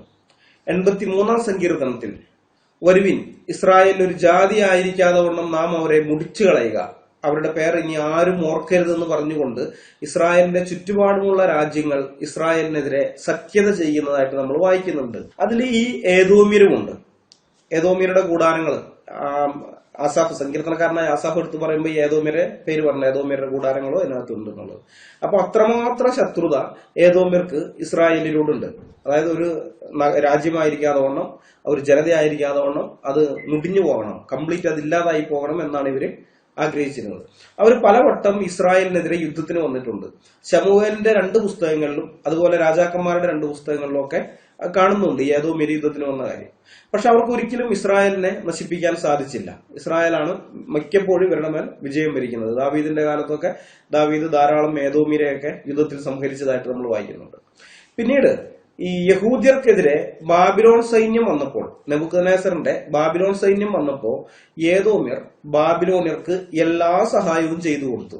ഈ യഹൂദ്യരെ പിടിക്കാൻ വേണ്ടി അവർക്ക് വേണ്ടുന്നതായ ആ സൈന്യത്തിന് വേണ്ടുന്നതായ എല്ലാ സഹായവും സപ്പോർട്ടും ഏദോമ്യർ ചെയ്തു കൊടുത്തു. സത്യം പറഞ്ഞാൽ ഏദോമ്യരുടെ സഹായം ഇല്ലായിരുന്നെങ്കിൽ ബാബിലോൺകാർക്ക് യഹൂദ്യരെ അത്ര എളുപ്പത്തിൽ പരാജയപ്പെടുത്താൻ സാധിക്കുമായിരുന്നില്ല. അവർ തങ്ങളുടെ സഹോദരന്മാരായ യഹൂദന്മാർക്കെതിരെ ബാബിലോണിയരെ സഹായിക്കുക മാത്രമല്ല ചെയ്തത്. ബാബിലോണിയര് യെരുശലേമൊക്കെ ആക്രമിച്ചു കഴിഞ്ഞപ്പോ, യഹൂദ രാജ്യം വീണ് കഴിഞ്ഞപ്പോ ഏദോമ്യര് പോയിട്ട് യഹൂദന്മാരുടെ സമ്പത്ത് കൊള്ളയിട്ടു. അതുകൊണ്ട് നിർത്തിയില്ല. ഈ ബാബിലോണിൽ വന്ന് ഇവർക്കെതിരെ ഉപരോധം ഏർപ്പെടുത്തിയിരുന്നു യഹൂദ്യർക്കെതിരെ. അപ്പൊ ഈ ഉപരോധത്തിന്റെ സമയത്ത് പല ആളുകൾ രാത്രിയിൽ ആരും കാണാതെ മതിൽ വഴിയോ മറ്റോ ഇതൊക്കെയായിട്ട് ചെറിയ തുരങ്കം വഴി അങ്ങനെയൊക്കെ ആയിട്ട് അവിടെ നിന്ന് രക്ഷപ്പെട്ടു പോയിരുന്നു. പലായനം ചെയ്താണ് ജീവനും കൊണ്ട്. ഇങ്ങനെ ഈ പോകുന്ന ആളുകളെ വഴിത്തലയ്ക്കൽ നിന്ന് വെട്ടി വീഴ്ത്തിയവരാണ് ഏദോമ്യര്. അവരെ ഇങ്ങനെ രക്ഷപ്പെട്ടു പോകുന്നവരെ വെട്ടിവീഴ്ത്തി. ഇനി അങ്ങനെ വെട്ടിവീഴ്ത്താതെയും പിന്നെ രക്ഷപ്പെട്ടു പോയ ആളുകളെ പിറ്റേന്ന് പകൽ വെളിച്ചത്തിൽ പോയിട്ട് കണ്ടുപിടിച്ച്, അവിടെ നിന്ന് രക്ഷപ്പെട്ട ഈ യഹൂദന്മാരെ കണ്ടുപിടിച്ചിട്ട് ബാബിലോണിയരുടെ കയ്യിൽ ഏൽപ്പിച്ചു കൊടുക്കുകയും ചെയ്തു. ഇതൊക്കെ ഇവന്മാര് ചെയ്തതാണ്, ഏദോമ്യർ ചെയ്തതാണ്. ഇത് നമുക്ക് ഉപദ്യാ പ്രവാചകന്റെ പുസ്തകത്തിൽ വായിക്കാൻ നമുക്ക് സാധിക്കുന്ന കാര്യങ്ങളാണ്. ഞാൻ വായിക്കാം. ഉപദ്യാ പ്രവാചകന്റെ പുസ്തകം 3-ാമത്തെ വാക്യം മുതൽ താഴോട്ട് വായിക്കുകയാണ്. പാറപ്പിളർപ്പുകളിൽ വസിക്കുന്നവളും ഉയർന്ന മലമുകളിൽ ആസ്ഥാനമുറപ്പിച്ചവളും ആർക്കെന്നെ താഴെ ഇറക്കാനാവും എന്ന് ഹൃദയത്തിൽ പറയുന്നവളുമായ നിന്റെ അഹങ്കാരം നിന്നെ വഞ്ചിച്ചിരിക്കുന്നു. നീ കഴുകനെ പോലെ ഉയർന്നു പറന്നാലും നക്ഷത്രങ്ങളുടെ ഇടയിൽ കൂടുകൂട്ടിയാലും അവിടെ നിന്ന് നിന്നെ ഞാൻ താഴെ ഇറക്കും. കർത്താവ് അരുളി ചെയ്യുന്നു, കള്ളന്മാരും കൊള്ളക്കാരും രാത്രി ഭവനത്തിൽ കടന്നാൽ അവർക്ക് ആവശ്യമുള്ളതല്ലേ എടുക്കൂ. മുന്തിരിപ്പഴം ശേഖരിക്കുന്നവർ കാല ഉപേക്ഷിക്കാറില്ലേ? എന്നാൽ നീ എത്ര നശിച്ചിരിക്കുന്നു. ഏസാവ് എങ്ങനെ കൊള്ളയടിക്കപ്പെട്ടിരിക്കുന്നു. അവന്റെ നിക്ഷേപങ്ങൾ എങ്ങനെ കവർച്ച ചെയ്യപ്പെട്ടു. നിന്നോട് സഖ്യം ചെയ്തവരെല്ലാം നിന്നെ വഞ്ചിച്ചിരിക്കുന്നു. അവർ നിന്നെ അതിർത്തി വരെ ഓടിച്ചിരിക്കുന്നു. നിന്നോട് കൂട്ടുചേർന്നവർ നിനക്കെതിരെ പ്രബലരായിരിക്കുന്നു. നിന്റെ വിശ്വസ്ത മിത്രങ്ങൾ നിനക്ക് കെണിവെച്ചിരിക്കുന്നു. ഇത് സത്യം പറഞ്ഞ ദൈവം അവർക്കൊരു മുന്നറിയിപ്പ് കൊടുക്കുന്ന കാര്യമാണ്. പ്രവാചകനിലൂടെ മുന്നറിയിപ്പ് കൊടുക്കുന്ന കാര്യമാണ്. എന്താന്ന് വെച്ച് കഴിഞ്ഞാല്, ഈ ആരാലും കീഴടക്കപ്പെടാൻ പറ്റാത്ത പട്ടണമെന്ന് പുകഴ്പെറ്റ ഈ പെട്രയ്ക്കുള്ളില് ആദ്യമായിട്ട് ഒരു ആക്രമണം നടത്തിയത് നെബൂഖദ്നേസറാണ്. അതായത് യഹൂദയെ ആക്രമിക്കുന്നതിന് പെട്രക്കാർ സർവ്വസഹായവും ചെയ്തു കൊടുത്ത നെബൂഖദ്നേസർ ഉണ്ടല്ലോ, നെബൂഖദ്നേസറാണ് ഇതാദ്യമായിട്ട് ഇവർക്കെതിരെ ഒരു ആക്രമണം ചരിത്രത്തിൽ നടത്തുന്നത്. വേറൊന്നും കൊണ്ടല്ല, അയാൾ സ്വത്തിനോ മറ്റവനോ വേണ്ടിയിട്ടല്ല, ആർക്കും കീഴടക്കാൻ പറ്റാത്ത നഗരമാണ് എന്നുള്ള ഒറ്റ കാരണം കൊണ്ട് പെട്രയെ കീഴടക്കാൻ നെബൂഖദ്നേസർ ആഗ്രഹിച്ചു. അതിനു വേണ്ടിയിട്ടാണ് അയാൾ ആക്രമിക്കുന്നത്. അത് അതിവിദഗ്ധമായിട്ടാണ് തന്റെ സൈനികരെ അയാൾ പെട്ര നഗരത്തിനകത്തേക്ക് കയറ്റുന്നത്. നേരത്തെ ഞാൻ പറഞ്ഞല്ലോ, ഒരു സൈന്യവുമായിട്ട് അങ്ങോട്ട് വന്നു കഴിഞ്ഞാൽ അകത്ത് കയറാൻ പറ്റുകയില്ല. കാരണം ഉള്ളിലേക്കുള്ള പ്രവേശന കവാടം വളരെ ദൈർഘ്യമേറിയതാണ്, അതോടൊപ്പം വീതി കുറഞ്ഞതുമാണ്. ചിലയിടങ്ങളിൽ ഒരാൾക്കൊക്കെ കടന്നാലും ഒരു കുതിരയ്ക്കൊക്കെ കടന്നു പോകാവുന്ന വീതിയേ ഉള്ളൂ. പക്ഷെ മറ്റേയിടത്ത് 2 കുതിരയ്ക്കൊക്കെ പോകും. പക്ഷെ ബാക്കി എല്ലായിടങ്ങളിൽ ഒരു കുതിരയ്ക്കാണ്. അപ്പൊ എങ്ങനെയായാലും 1-2 പേര് മാത്രമേ പോവുകയുള്ളൂ. ഇനി ആ നഗരത്തിനകത്തേക്ക് കടക്കുന്ന പ്രദേശത്തേക്ക് വരുമ്പോൾ ഒരാൾക്ക് മാത്രം കടക്കാൻ പറ്റുന്ന അത്രയും വീതി കുറഞ്ഞതാണ്. അപ്പൊ അങ്ങനെ കടക്കുന്ന സമയത്ത് അവിടെ നിൽക്കുന്നത് വെട്ടിക്കൊല്ലും. അതിനായിട്ട് ആ ശവങ്ങളുടെ കൂമ്പാരം കാരണം തന്നെ പുറകിൽ നിന്ന് വരുന്നവർക്ക് പിന്നെ ഇതിനകത്തേക്ക് കടക്കാൻ പറ്റാത്ത സ്ഥിതിയാവും. ഇതാണുള്ളത്. ഇയാൾ എന്ത് ചെയ്യുന്ന വെച്ചാൽ, നെബൂഖദ്നേസർ എന്ത് ചെയ്യുന്ന വെച്ച് കഴിഞ്ഞാല്, നേരത്തെ പറഞ്ഞില്ലേ, ഈ പെട്രയ്ക്കകത്ത് സത്രങ്ങൾ ഉണ്ടായിരുന്നു, കച്ചവടക്കാരെ താമസിപ്പിക്കാനൊക്കെ. അവർ വന്ന് റെസ്റ്റ് എടുക്കുകയാണ്. കുറെ ദൂരം സഞ്ചരിച്ച് വന്നതാണല്ലോ. അപ്പൊ ചിലപ്പോൾ 3, 4, 5, ചിലപ്പോൾ ഒരാഴ്ചയൊക്കെ റെസ്റ്റ് എടുത്തിട്ടേക്കായിരിക്കും പോവുക. എത്ര ദിവസം റെസ്റ്റ് എടുത്താലും ഇവർക്ക് പ്രശ്നമില്ല. കാരണം ഓരോ ദിവസത്തിനും അവർക്ക് അതിനുള്ള റെന്റ് കിട്ടുന്നുണ്ട്. അപ്പൊ ഈ നെബൂഖദ്നേസർ തന്റെ സൈനികരെ ഇതുപോലെ കച്ചവടക്കാരുടെ വേഷത്തിലാണ് ആദ്യം അയക്കുന്നത്. അവര് ചെന്നിട്ട് ഈ സാധാരണ കച്ചവടക്കാരവിടെ മറ്റ് ഇതിൽ ചെല്ലുന്നത് പോലെ തന്നെ അങ്ങോട്ടേക്ക് ചെന്നു. എന്നിട്ട് കുറെ കഴിഞ്ഞപ്പോൾ രാവിലെ ഒരു സംഘം വന്നു, ഉച്ച കഴിഞ്ഞപ്പോൾ വേറൊരു സംഘം വന്നു, പിറ്റേന്ന് വേറൊരു സംഘം, അങ്ങനെ കുറച്ച് ദിവസങ്ങൾ കൊണ്ട് തന്റെ സൈനികരിൽ നല്ലൊരു ഭാഗത്തെ ഈ നെബൂഖദ്നേസർ ഈ പെട്രയ്ക്കകത്തേക്ക് എത്തിച്ചു. അപ്പൊ ആ പെട്രയ്ക്കകത്തുള്ള ആൾക്കാർക്കൊന്നും അറിയില്ല, അവർ കച്ചവടക്കാരാണെന്നുള്ള നിലയിൽ ഇരിക്കുകയാണ്. എല്ലാവരും അകത്തെത്തി കഴിഞ്ഞപ്പോഴാണ് പിന്നെ നെബൂഖദ്നേസർ തന്റെ സൈന്യവുമായിട്ട്, വലിയ സൈന്യവുമായിട്ട് പെട്രയ്ക്ക് നേരെ വരുന്നത്. അപ്പൊ പെട്രക്കാർക്ക് ഭയമൊന്നുമില്ല. കാരണം എന്ന് വെച്ച് കഴിഞ്ഞാൽ ഇതിന് വലിയ സൈന്യം വന്നിട്ട് കീഴടക്കാൻ പറ്റിയിട്ടില്ല. അപ്പൊ അതുകൊണ്ട് തന്നെ ധൈര്യപൂർവ്വം അവരവിടെ അകത്തേക്കുള്ള എൻട്രൻസ് കാക്കാൻ വേണ്ടി നിൽക്കുകയാണ്. അങ്ങനെ നിൽക്കുമ്പോഴാണ് രസം, അതുവരെ കച്ചവടക്കാരായിട്ടിരുന്ന ആളുകളൊക്കെ പെട്ടെന്ന് കച്ചവട വസ്ത്രമൊക്കെ മാറ്റിയിട്ട് ആയുധം എടുത്ത് വരികയാണ്. അപ്പോഴാണ് മനസ്സിലായത് ഇവര് സൈനികരാണ്, കച്ചവടക്കാരല്ല എന്നുള്ളത്. അവര് വന്നിട്ട് ഈ പെട്രയുടെ അവിടെ കാവല് നിന്നിരുന്ന, എൻട്രൻസിൽ കാവല് നിന്നിരുന്ന ഈ സൈനികരെ എല്ലാം വെട്ടിക്കൊന്ന് നെബൂഖദ്നേസർക്ക് വേണ്ടി ഈ എൻട്രൻസ് തുറന്നു കൊടുത്തു. അങ്ങനെ നെബൂഖദ്നേസർ ഉള്ളിൽ കയറി ഇതെല്ലാം കൊള്ളയിടുന്നുണ്ട്. കൊള്ളയിട്ട് അയാൾ മടങ്ങിപ്പോയി. അത് കഴിഞ്ഞും പെട്രയിൽ താമസം ഉണ്ടായിരുന്നില്ല. നെബൂഖദ്നേസർ ആദ്യമായി അങ്ങനെ ആക്രമിച്ചെന്നേ ഉള്ളൂ, അല്ലാതെ നശിപ്പിച്ചൊന്നുമില്ല. അവിടെ പിന്നെ ആളുകൾ താമസിച്ചിരുന്നു. അത് കഴിഞ്ഞ് പിന്നെ റോമാക്കാർ ആക്രമിക്കുന്നുണ്ട് അവരെ. അതും വേറൊരു വിധത്തിലൊക്കെയാണ്, റോമാക്കാരും ആക്രമിക്കുന്നുണ്ട്. എന്നിട്ടും അവിടെ ആൾതാമസം ഉണ്ടായിരുന്നു. പിന്നീട് ഈ മുഹമ്മദിന്റെ കാലത്തൊക്കെയാണ് നെബാത്യൻസ് എന്ന് പറയുന്ന ജനത ഇവരാണ്. ഇസ്ലാമിന്റെ കാലത്ത് മുസ്ലിങ്ങളും ആക്രമിക്കുന്നൊക്കെ ഉണ്ട്. പിന്നെ ഒരു ഭൂകമ്പം അതുപോലെ എന്തോ ഉണ്ടായിട്ട് പിന്നെ അവിടുന്ന് മാറി. നമ്മൾ ഇസ്ലാമിന്റെ ചരിത്രമൊക്കെ പരിശോധിക്കുമ്പോൾ അറിയാം, പെട്ര ഇത് മക്ക എന്ന് പറഞ്ഞ അന്ന് അറിയപ്പെടുന്ന ഒരു സിറ്റിയല്ല. മക്ക എന്ന് പറയുന്ന അങ്ങനെ ഒരു സംഗതി ഇല്ല ചരിത്രത്തിൽ. അതായത് പഴയ കാലത്ത് നമ്മൾ നോക്കുമ്പോൾ മദീനയൊക്കെ ഉണ്ട്, ട്രേഡ് റൂട്ട് ഉണ്ടല്ലോ. ഇവരുടെ ട്രേഡ് റൂട്ടൊക്കെ നോക്കിക്കഴിഞ്ഞാൽ ആ റൂട്ടിൽ അവർ അന്നത്തെ മാപ്പൊക്കെ എടുത്ത് നോക്കിക്കഴിഞ്ഞാൽ മദീനയൊക്കെ ഉണ്ട്, പക്ഷെ മക്കയില്ല. എന്നാൽ പെട്രയുണ്ട്. ഇവരുടെയൊക്കെ ഗിബിലകൾ, പഴയ കാലത്തെ മോസ്കുകളുടെ ഗിബിലകളൊക്കെ ഈ പെട്രയ്ക്ക് നേരെ തിരിഞ്ഞാണ് ഇരുന്നത്. അതൊക്കെ വേറെ വിഷയമാണ്. ഏതായാലും പിന്നീട് ഒരു ഭൂകമ്പമൊക്കെ വന്നതോടുകൂടി പെട്ര ആളുകൾ അവിടെ നിന്ന് ഉപേക്ഷിച്ചു പോയി, പലായനം ചെയ്ത് വേറെ സ്ഥലത്തേക്ക് പോയി. ഭൂമിയൊരുക്കത്തോടുകൂടി പിന്നെ അവിടെ താമസിക്കാൻ പറ്റാത്ത സ്ഥിതിയായി. അപ്പൊ ഞാൻ പറഞ്ഞു വന്ന സംഗതി, ദൈവം അവിടെ പറയുന്നുണ്ടല്ലോ, നിന്നോട് സഖ്യം ചെയ്തവരെല്ലാം നിന്നെ വഞ്ചിച്ചിരിക്കുന്നു, അവർ നിന്നെ അതിർത്തി വരെ ഓടിച്ചിരിക്കുന്നു, നിന്നോട് കൂട്ടുചേർന്നവർ നിനക്കെതിരെ പ്രബലരായിരിക്കുന്നു, നിന്റെ വിശ്വസ്ത മിത്രങ്ങൾ നിനക്ക് കെണിവെച്ചിരിക്കുന്നു എന്ന് പറഞ്ഞത്. അത് ഈ നെബൂഖദ്നേസറും ബാബിലോണിയരും പെട്രയെ കീഴടക്കാൻ പദ്ധതി ഇട്ടിട്ടുള്ള കാര്യം ദൈവം അവരോട് പറയുന്നതാണ്. വാസ്തവത്തിൽ ഇവരോട് സഖ്യത ചെയ്തവര് തന്നെയാണ് ഇവരെ ആക്രമിക്കാനായിട്ട് പോകുന്നത്. ഞാൻ തുടർന്ന് വായിക്കാം. വിവേകമുള്ളവരാരും അവിടെയില്ല. ആ ദിവസം ഞാൻ ഏദോമിൽ നിന്ന് വിജ്ഞാനികളെയും ഏസാവ് മലയിൽ നിന്ന് വിവേകികളെയും നശിപ്പിക്കുകയില്ലേ. കർത്താവ് ചോദിക്കുന്നു, ഏസാവ് മലയിൽ നിന്ന് എല്ലാവരും വിച്ഛേദിക്കപ്പെടുന്ന വിധത്തിൽ തേമാനെ നിന്റെ ധീരയോദ്ധാക്കൾ പരിഭ്രാന്തരാകും. ഇനി ഉള്ളത് ശ്രദ്ധിക്കണേ. നേരത്തെ പറഞ്ഞില്ല ഇസ്രായേലിനോട് ഇവർ ചെയ്ത അകൃത്യം, അതാണ് പിന്നെ പറയുന്നത്. നിന്റെ സഹോദരൻ യാക്കോബിനോട് നീ ചെയ്ത അക്രമം നിമിത്തം നീ ലജ്ജിതനാകും. നീ എന്നേക്കുമായി വിച്ഛേദിക്കപ്പെടും. അന്യർ അവന്റെ സമ്പത്ത് അപഹരിക്കുകയും, അവന്റെ എന്ന് പറയുന്നത് ഇസ്രായേലിനെ അല്ലെങ്കിൽ യഹൂദനെ ഉദ്ദേശിച്ചിട്ടാണ് പറയുന്നത്. അന്യർ അവന്റെ സമ്പത്ത് അപഹരിക്കുകയും വിദേശീയർ അവന്റെ കവാടം കടക്കുകയും ജെറുസലേമിന് വേണ്ടി നറുക്കിടുകയും ചെയ്തപ്പോൾ നീ അവരിൽ ഒരുവനെ പോലെ മാറി നിന്നു. നിന്റെ സഹോദരന്റെ കഷ്ടതയുടെ നാളിൽ നീ ഗർവോടെ സന്തോഷിക്കരുതായിരുന്നു. യൂദായുടെ വിനാശത്തിന്റെ നാളിൽ നീ ആഹ്ലാദിക്കരുതായിരുന്നു. അവരുടെ ദുരിതത്തിന്റെ നാളിൽ നീ വമ്പ് പറയരുതായിരുന്നു. എന്റെ ജനത്തിന് അനർത്ഥം ഭവിച്ച നാളിൽ നീ അവരുടെ കവാടങ്ങൾ കടക്കരുതായിരുന്നു. അവന്റെ അനർത്ഥത്തിന്റെ നാളിൽ അവന്റെ വിപത്തിനെ കുറിച്ച് നീ സന്തോഷിക്കരുതായിരുന്നു. അവന്റെ അനർത്ഥത്തിന്റെ നാളിൽ നീ അവന്റെ വസ്തുവകകൾ കവർച്ച ചെയ്യരുതായിരുന്നു. അവന്റെ ആളുകളിൽ പലായനം ചെയ്തവരെ വെട്ടിവീഴ്ത്താൻ വഴിത്തിരിവുകളിൽ നീ നിൽക്കരുതായിരുന്നു. കഷ്ടതയുടെ നാളുകളെ അതിജീവിച്ച അവന്റെ ആളുകളെ നീ ശത്രുവിന് ഏൽപ്പിച്ചു കൊടുക്കരുതായിരുന്നു. സകല ജനതകളുടെയും മേൽ കർത്താവിന്റെ ദിനം ആസന്നമായിരിക്കുന്നു. നീ പ്രവർത്തിച്ചതുപോലെ നിന്നോടും പ്രവർത്തിക്കും. നിന്റെ പ്രവൃത്തികൾ നിന്റെ തലയിൽ തന്നെ നിബന്ധിക്കും. ഓബദ്യാവ് 3-ാം വാക്യം മുതൽ 15-ാം വാക്യം വരെയുള്ളതാണ് ഞാനിപ്പോ വായിച്ചത്. അപ്പൊ ഈ ഏദോമ്യര് യഹൂദർക്കെതിരെ ഇത്രമാത്രം ക്രൂരത ചെയ്തിട്ടുള്ളത് കൊണ്ടാണ് ബാബേലിൽ പ്രവാസിയായിരിക്കുന്ന സങ്കീർത്തന രചയിതാവ് എഴുതിയത്, കർത്താവെ ജെറുസലേമിന്റെ ദിവസത്തിൽ ഏദോമ്യർ ചെയ്തതെന്നൊന്ന് ഓർക്കണമേ, ഇടിച്ചു നിരത്തുവിൻ, അടിത്തറ വരെ ഇടിച്ചു നിരത്തുവിൻ എന്ന് അവർ പറഞ്ഞു എന്ന്. സങ്കീർത്തനക്കാരൻ ഇത് പറയുന്നത് ഏദോമ്യർ അങ്ങനെയൊക്കെ ചെയ്തിട്ടുള്ളത് കൊണ്ടാണ്. അതുകൊണ്ടാണ് ഏദോമ്യർക്കെതിരെ തന്റെ ആ പ്രാർത്ഥനയിൽ ഏദോമ്യരെയും കൂടി ഉൾപ്പെടുത്തുന്നത്, അവർക്കെതിരെ പ്രതികാരം ചെയ്യണമെന്ന് പറയുന്നത്. ഈ 137-ാം സങ്കീർത്തനം ആരംഭിക്കുന്നത് ബാബേൽ നദികളുടെ തീരത്ത് ഞങ്ങൾ ഇരുന്നു, സിയോനെ ഓർത്തപ്പോൾ ഞങ്ങൾ കരഞ്ഞു എന്ന് പറഞ്ഞുകൊണ്ടാണ്. ഈ ബാബേൽ നദികൾ എന്ന് പറഞ്ഞിരിക്കുന്നത് യൂഫ്രട്ടീസും ടൈഗ്രീസുമാണ്. വൈകുന്നേരങ്ങളിൽ നമ്മൾ പണിയൊക്കെ കഴിഞ്ഞ് റെസ്റ്റ് എടുക്കാൻ വേണ്ടിയിട്ട് ബീച്ചിലൊക്കെ പോയി ഇരിക്കുന്നത് പോലെ ബാബേലിൽ പ്രവാസത്തിൽ കഴിയുന്ന യഹൂദന്മാർ നേരം പോക്കിന് വേണ്ടി യൂഫ്രട്ടീസിന്റെയും ടൈഗ്രീസിന്റെയും തീരത്ത് പോയിരിക്കുന്ന കാര്യമല്ല സങ്കീർത്തനക്കാരൻ ഇവിടെ പറയുന്നത്. ബാബേൽ നദികളുടെ തീരത്ത് അവർ വെറുതെ ഇരിക്കുകയായിരുന്നില്ല, ചക്രം ചവിട്ടുകയായിരുന്നു. അതിന്റെ ചരിത്രം കൂടി ഞാൻ പറഞ്ഞുതരാം. ഈ ബാബേൽ എന്നുള്ളത് ഇന്നത്തെ ഇറാഖിന്റെ തെക്കൻ പ്രദേശമാണ്. അത് മരുഭൂമിയാണെന്നുള്ള കാര്യം നമുക്കറിയാം. ബാബേൽ ചക്രവർത്തിയായിരുന്ന നെബൂഖദ്നേസറിന്റെ മിദ്യാൻകാരിയായ ഭാര്യയുണ്ട്, അമിറ്റസിസ് എന്ന് പറയും. കുറെ ഭാര്യമാരുണ്ട്, അതിലൊരു ഭാര്യ അമിറ്റസിസ്. ഈ അമിറ്റസിന് തന്റെ നാട്ടിലെ പുഴകളും, ഒരു മിദ്യാൻകാരിയാണ്, അപ്പൊ അവിടെ പുഴകളുണ്ട്, പൂന്തോട്ടങ്ങളുണ്ട്, പിന്നെ ഗാർഡൻസ് ഉണ്ട്, അങ്ങനെ പച്ചപ്പ്, നല്ല കണ്ണിന് ദൃശ്യവിരുന്നായിരിക്കുന്ന ഇമ്പമാകുന്ന സംഗതികളെല്ലാം ഉണ്ട്. അപ്പൊ അതൊക്കെ മിസ് ചെയ്യാൻ തുടങ്ങി. അവിടെ മരുഭൂമി വന്നു കഴിഞ്ഞപ്പോ അവിടെ നോക്കിക്കഴിഞ്ഞാലും മണല്, വേറൊന്നുമില്ല.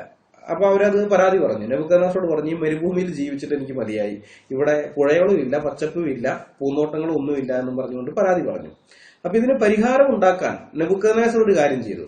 തന്റെ ഈ കൊട്ടാരത്തിന് ചുറ്റുമായിട്ട് ഈ തൂണുകളൊക്കെ പണിതു, നല്ല ഹൈറ്റിൽ ഇങ്ങനെ തൂണുകളൊക്കെ പണിത് പ്ലാറ്റ്ഫോം കെട്ടി ഉണ്ടാക്കി. എന്നിട്ട് അതില് ഈ മണലല്ല, മരുഭൂമിയിലെ മണലല്ല, നമ്മുടെ നാട്ടിലേക്ക് കാണുന്ന വിധത്തിലുള്ള ഫലഭൂയിഷ്ടമായിട്ടുള്ള മണ്ണുണ്ടല്ലോ, ആ മണ്ണൊക്കെ അങ്ങോട്ട് അതിനകത്ത് നിറച്ച്, ഈ പ്ലാറ്റ്ഫോമിലൊക്കെ അങ്ങ് നിറച്ച്, എന്നിട്ട് അതിലൊരു പൂന്തോട്ടം ഉണ്ടാക്കി.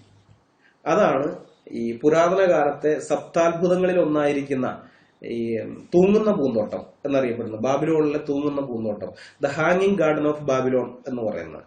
അത് പൂന്തോട്ടം മാത്രമല്ല കേട്ടോ ഉണ്ടാക്കിയത്, ഈ കൊട്ടാരത്തിന് മുമ്പിലൂടെ ഒരു ചെറിയ പുഴയും ഉണ്ടാക്കി, ഈ ഭാര്യയ്ക്ക് കാണാൻ വേണ്ടി, സന്തോഷിക്കാനേ, കണ്ണിനൊരു കുളിർമ കിട്ടാൻ വേണ്ടി.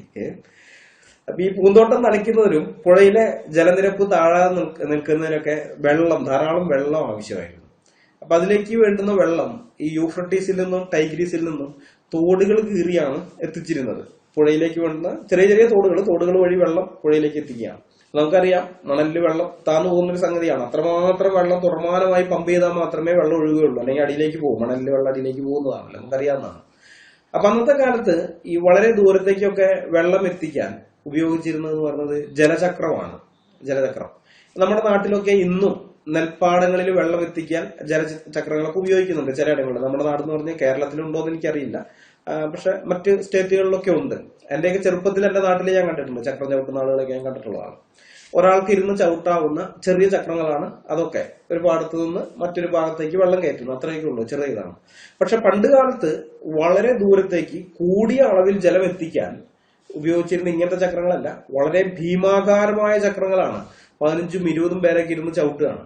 അങ്ങനത്തെ വലിയ ഭീമാകാരമായ ചക്രങ്ങൾ ഉപയോഗിച്ചിട്ടാണ് ഇങ്ങനെ വെള്ളം അങ്ങോട്ടേക്ക് എത്തിക്കുന്നത്. അപ്പൊ നിശ്ചിതമായ അകലം വിട്ട് ഇത്തരം ചക്രങ്ങൾ ഉണ്ടാവും. അതായത് പുഴയിൽ നിന്ന് ഈ തോട് പോലെയുള്ള വീതി, പുഴയിനേക്കാളും വീതി കുറഞ്ഞ ഇതിലേക്ക് വെള്ളം ചവിട്ടിക്കയറ്റുകയാണ് ഒരു കൂട്ടർ. കുറെ കഴിയുമ്പോൾ അവിടെ വേറൊരു ചക്രം ഉണ്ടാവും, അവിടെ നിന്ന് അതുപോലെ തന്നെ തള്ളും. ഇങ്ങനെ തള്ളിക്കൊണ്ടിരിക്കുകയാണ്. ചവിട്ടി ചവിട്ടി ചവിട്ടി അവിടെ കയറ്റില്ല, അത് ഇങ്ങനെ തള്ളിയിട്ട് അവസാനം ലക്ഷ്യസ്ഥാനത്തേക്ക് എത്തിക്കും. ഇന്നത്തെ ഇറാഖിൽ യൂഫ്രട്ടീസിന്റെയും ടൈഗ്രീസിന്റെയും തീരങ്ങളിൽ ഈ പുരാതന കാലത്തെ ജലചക്രങ്ങളുടെ അവശിഷ്ടങ്ങളുണ്ട്. ഈ യുനെസ്കോയുടെ ലോക പൈതൃക പട്ടികയിൽ ഇറാഖിലെ ജലചക്രങ്ങളെയും ഉൾപ്പെടുത്തണം എന്നൊക്കെ പറഞ്ഞ അറബികൾ ക്യാമ്പയിനൊക്കെ നടത്തുന്നുണ്ട്. ഉൾപ്പെടുത്തുക എന്തെങ്കിലും ആകട്ടെ, നമ്മുടെ വിഷയമൊന്നുമല്ല, നമുക്ക് വിഷയത്തിലേക്ക് വരാം. അപ്പൊ ഈ ഓരോ ചക്രത്തിലും 15-20 പേരൊക്കെ കാണും ഇത് ചവിട്ടാൻ. രാവിലെ മുതൽ രാത്രിയാകുന്നത് വരെ ചക്രം ചവിട്ടലാണ് ഇവരുടെ പണി. അപ്പൊ ഇതിന് മേൽനോട്ടം വഹിക്കാൻ ഊഴിയ വിചാരകന്മാരുണ്ട്, മേൽനോട്ടക്കാരുണ്ട്, സൂപ്പർവൈസർമാര്. അവര് ഇവരെ നോക്കിക്കൊണ്ടിരിക്കുകയാണ്. അപ്പൊ ഈ കാല് കഴിച്ചിട്ട് ആരെങ്കിലും ചക്രം ചവിട്ടുന്നതിന്റെ സ്പീഡ് കുറച്ചു കഴിഞ്ഞാൽ ഇവരെന്ത് ചെയ്യുന്ന വെച്ചാൽ വന്നിട്ട് ചാട്ടവാറിന് നല്ല അടി അങ്ങോട്ട് കൊടുക്കും പുറത്ത്, ചക്രം ചവിട്ടിക്കൊണ്ടിരിക്കുന്നവരുടെ.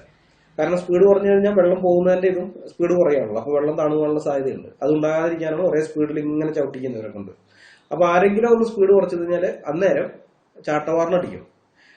ഈ മേൽനോട്ടക്കാരുള്ള സമയത്ത് ഇവരങ്ങ് നല്ല സ്പീഡിൽ അങ്ങ് ചവിട്ടും. അവരങ്ങോട്ടേ ഇങ്ങോട്ടോ ഒക്കെ മാറിയെന്ന് കണ്ടു കഴിഞ്ഞാൽ വീണ്ടും സ്പീഡ് കുറയ്ക്കും. പിന്നെ അവർ തിരിച്ചു വന്നിട്ട് പുറകിൽ നിന്ന് വന്നിട്ട് അടിക്കും. ചിലപ്പോൾ തിരിഞ്ഞു നോക്കുമ്പോൾ വരുന്നത് കാണുമ്പോൾ നല്ല സ്പീഡിൽ ചവിട്ടും. ഇനി കണ്ടില്ല എന്നുണ്ടെങ്കിൽ അടി കിട്ടുന്നത്. അപ്പൊ ഇങ്ങനെ ആയി കഴിഞ്ഞപ്പോൾ ഇവന്മാര് ചെയ്തൊരു പരിപാടിയുണ്ട്. തങ്ങൾക്ക് അങ്ങോട്ടും ഇങ്ങോട്ടൊക്കെ ഒന്ന് മാറണമെന്ന് വെച്ച് കഴിഞ്ഞാൽ ചക്രം ചവിട്ടുന്ന ആൾക്കാരെ അതിന്റെ സ്പീഡ് കുറയ്ക്കാണെന്ന് കണ്ടു കഴിഞ്ഞപ്പോൾ ഇവർ ചെയ്തൊരു പരിപാടി വേറെ ഒന്നുമല്ല, ഈ ചക്രം ചവിട്ടാതിരിക്കുന്ന ആൾക്കാരുടെ കണ്ണു കുത്തി പൊട്ടിക്കളഞ്ഞു. ഇന്നത്തെ ജനാധിപത്യ ലോകത്ത് നമുക്ക് ഇതൊക്കെ ചിന്തിക്കാൻ ബുദ്ധിമുട്ടായിരിക്കും. പക്ഷെ അന്നത്തെ കാലത്ത് അതൊന്നൊരു വിഷയമൊന്നുമല്ല. അടിമകളായി പിടിച്ചുകൊണ്ട് വന്നവരാണ്, അവരോട് എന്തും കാണിക്കാം. അപ്പൊ അതുകൊണ്ട് ഇവരുടെ കണ്ണൊക്കെ കുത്തി പൊട്ടിച്ചു. കണ്ണു കുത്തി പൊട്ടിച്ച് എന്തിനാണ് അറിയോ? വേറെ ഒന്നിനല്ല, ഇയാൾ പുറകിലുണ്ടോ ഇല്ലയെന്ന് അറിയില്ലല്ലോ. ഈ സൂപ്പർവൈസർ പുറകിലുണ്ടോ ഇല്ലയെന്ന് അറിയില്ല. കണ്ണുകുത്തി പൊട്ടിച്ചാലുകൊണ്ട് ഇവർക്ക് കാണാൻ പറ്റില്ല. എപ്പോ വേണമെങ്കിൽ അടി വരും. ഒന്ന് സ്പീഡ് കുറഞ്ഞു കഴിഞ്ഞാൽ അപ്പോൾ അടി വരും. ഇയാൾ ചിലപ്പോൾ അവിടെ ഉണ്ടാവില്ല, ഇയാൾ അവരെയൊക്കെ അവിടെ നിർത്തിയിട്ട് വേണമെങ്കിലും പോയിട്ടുണ്ടാവും.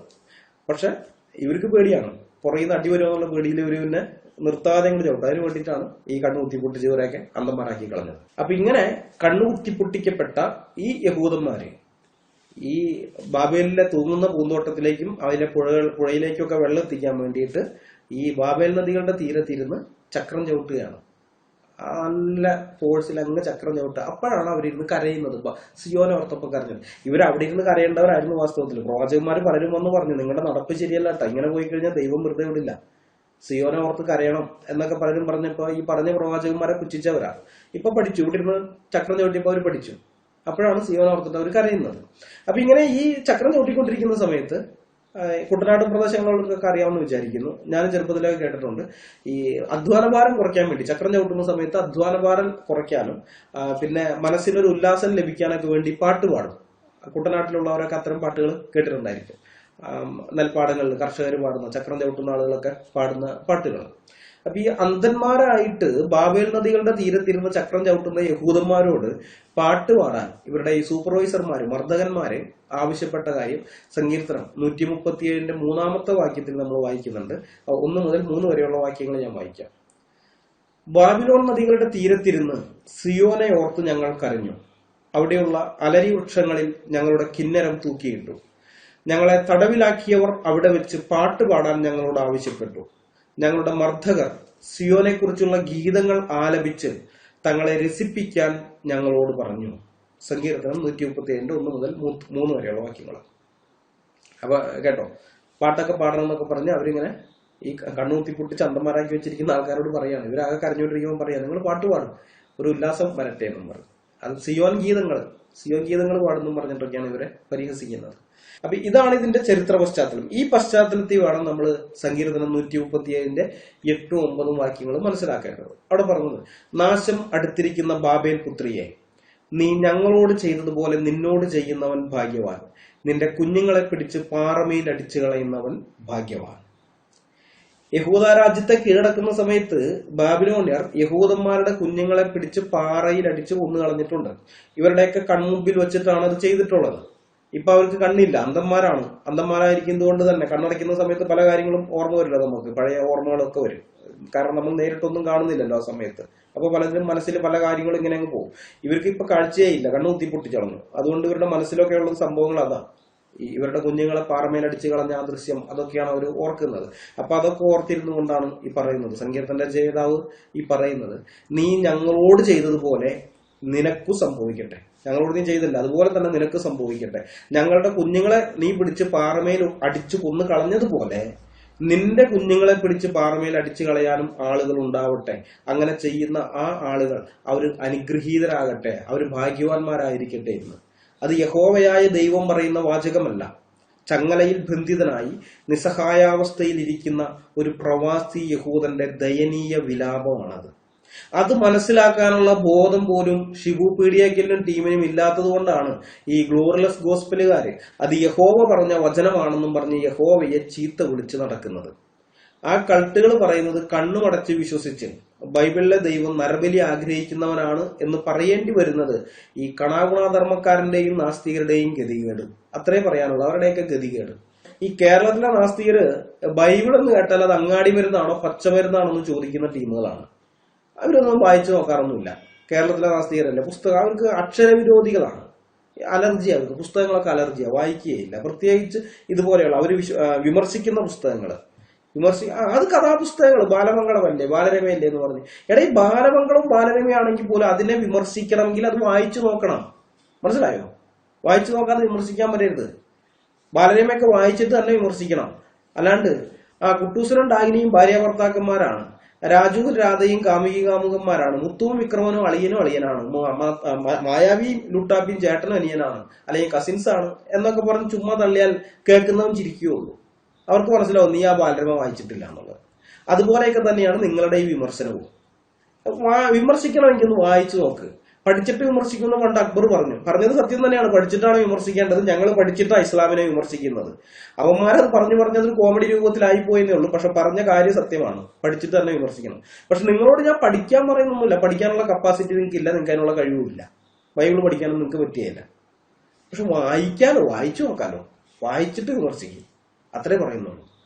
ഇവര് ഈ അക്ഷരവിരോധികളായതുകൊണ്ട് ആരെങ്കിലും ബൈബിളിനെതിരെ എന്തെങ്കിലും പറയുന്നത് കേട്ടാൽ അത് അങ്ങനെ തന്നെ കോപ്പി അടിച്ച് എല്ലായിടത്തും കൊണ്ടുപോയി പേസ്റ്റ് ചെയ്ത് വെക്കും. ഇതാണ് ഇവന്മാരുടെ പരിപാടി. ഇവരുടെ നേതാവ് രവീന്ദ്രൻ എന്റെ ഉസ്താദാണ്. സി രവീന്ദ്രൻ എന്ന് പറഞ്ഞാൽ സി എന്ന് പറയുന്നത് കോപ്പിയാണെന്ന് തോന്നുന്നു. കോപ്പിയുടെ ചുരുക്കെഴുത്താണെന്ന് തോന്നുന്നു. അമ്മാതിരി കോപ്പിയാണ് ആ പുള്ളി.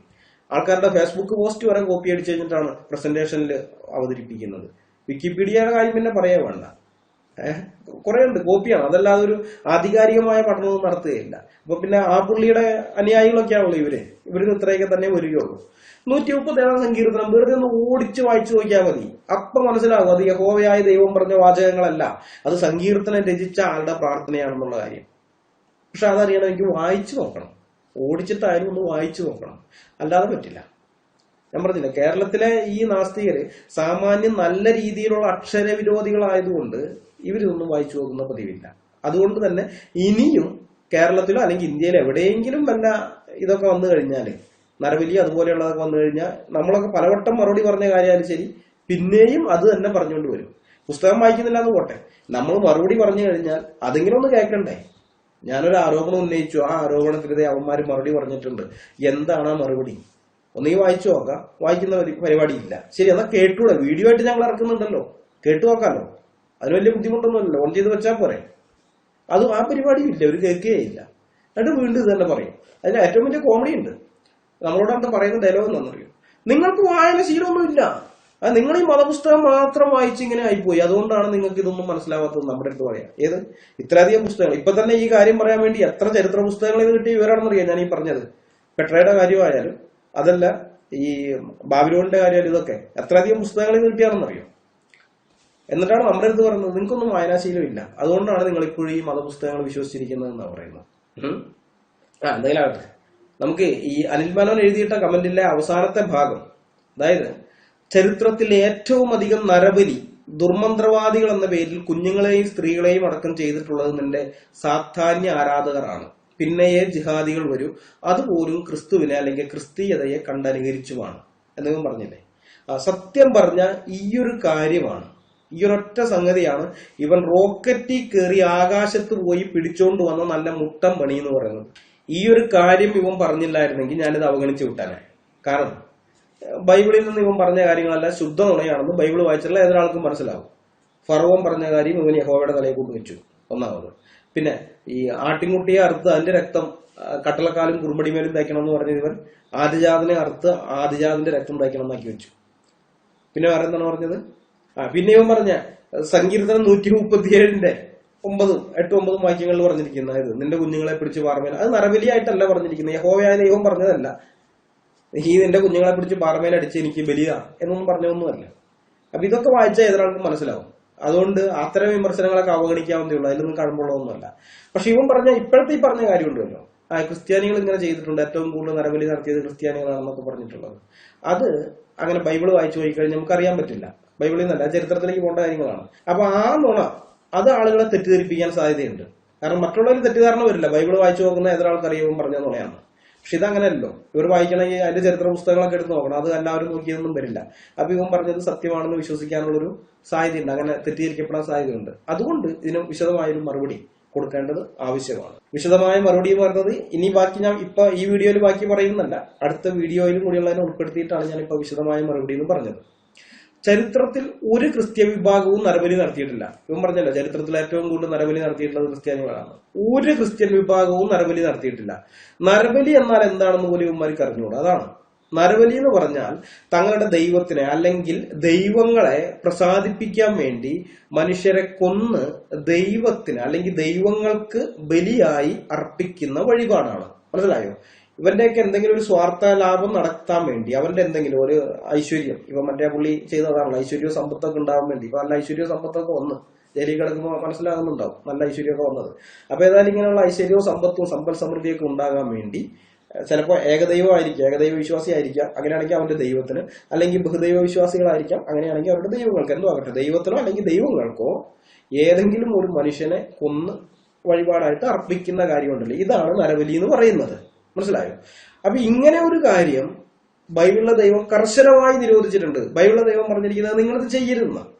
ഇതിനെക്കുറിച്ച് വിശദമായി മുമ്പത്തെ വീഡിയോയിൽ ഞങ്ങൾ പറഞ്ഞിട്ടുള്ളതാണ്. ആ പാലക്കാട്ടെ നരബലി വന്ന സമയത്ത് നമ്മൾ പറഞ്ഞിട്ടുള്ളതാണ്. അതുകൊണ്ട് ഞാൻ ചുരുക്കിയേ പറയുന്നുള്ളൂ.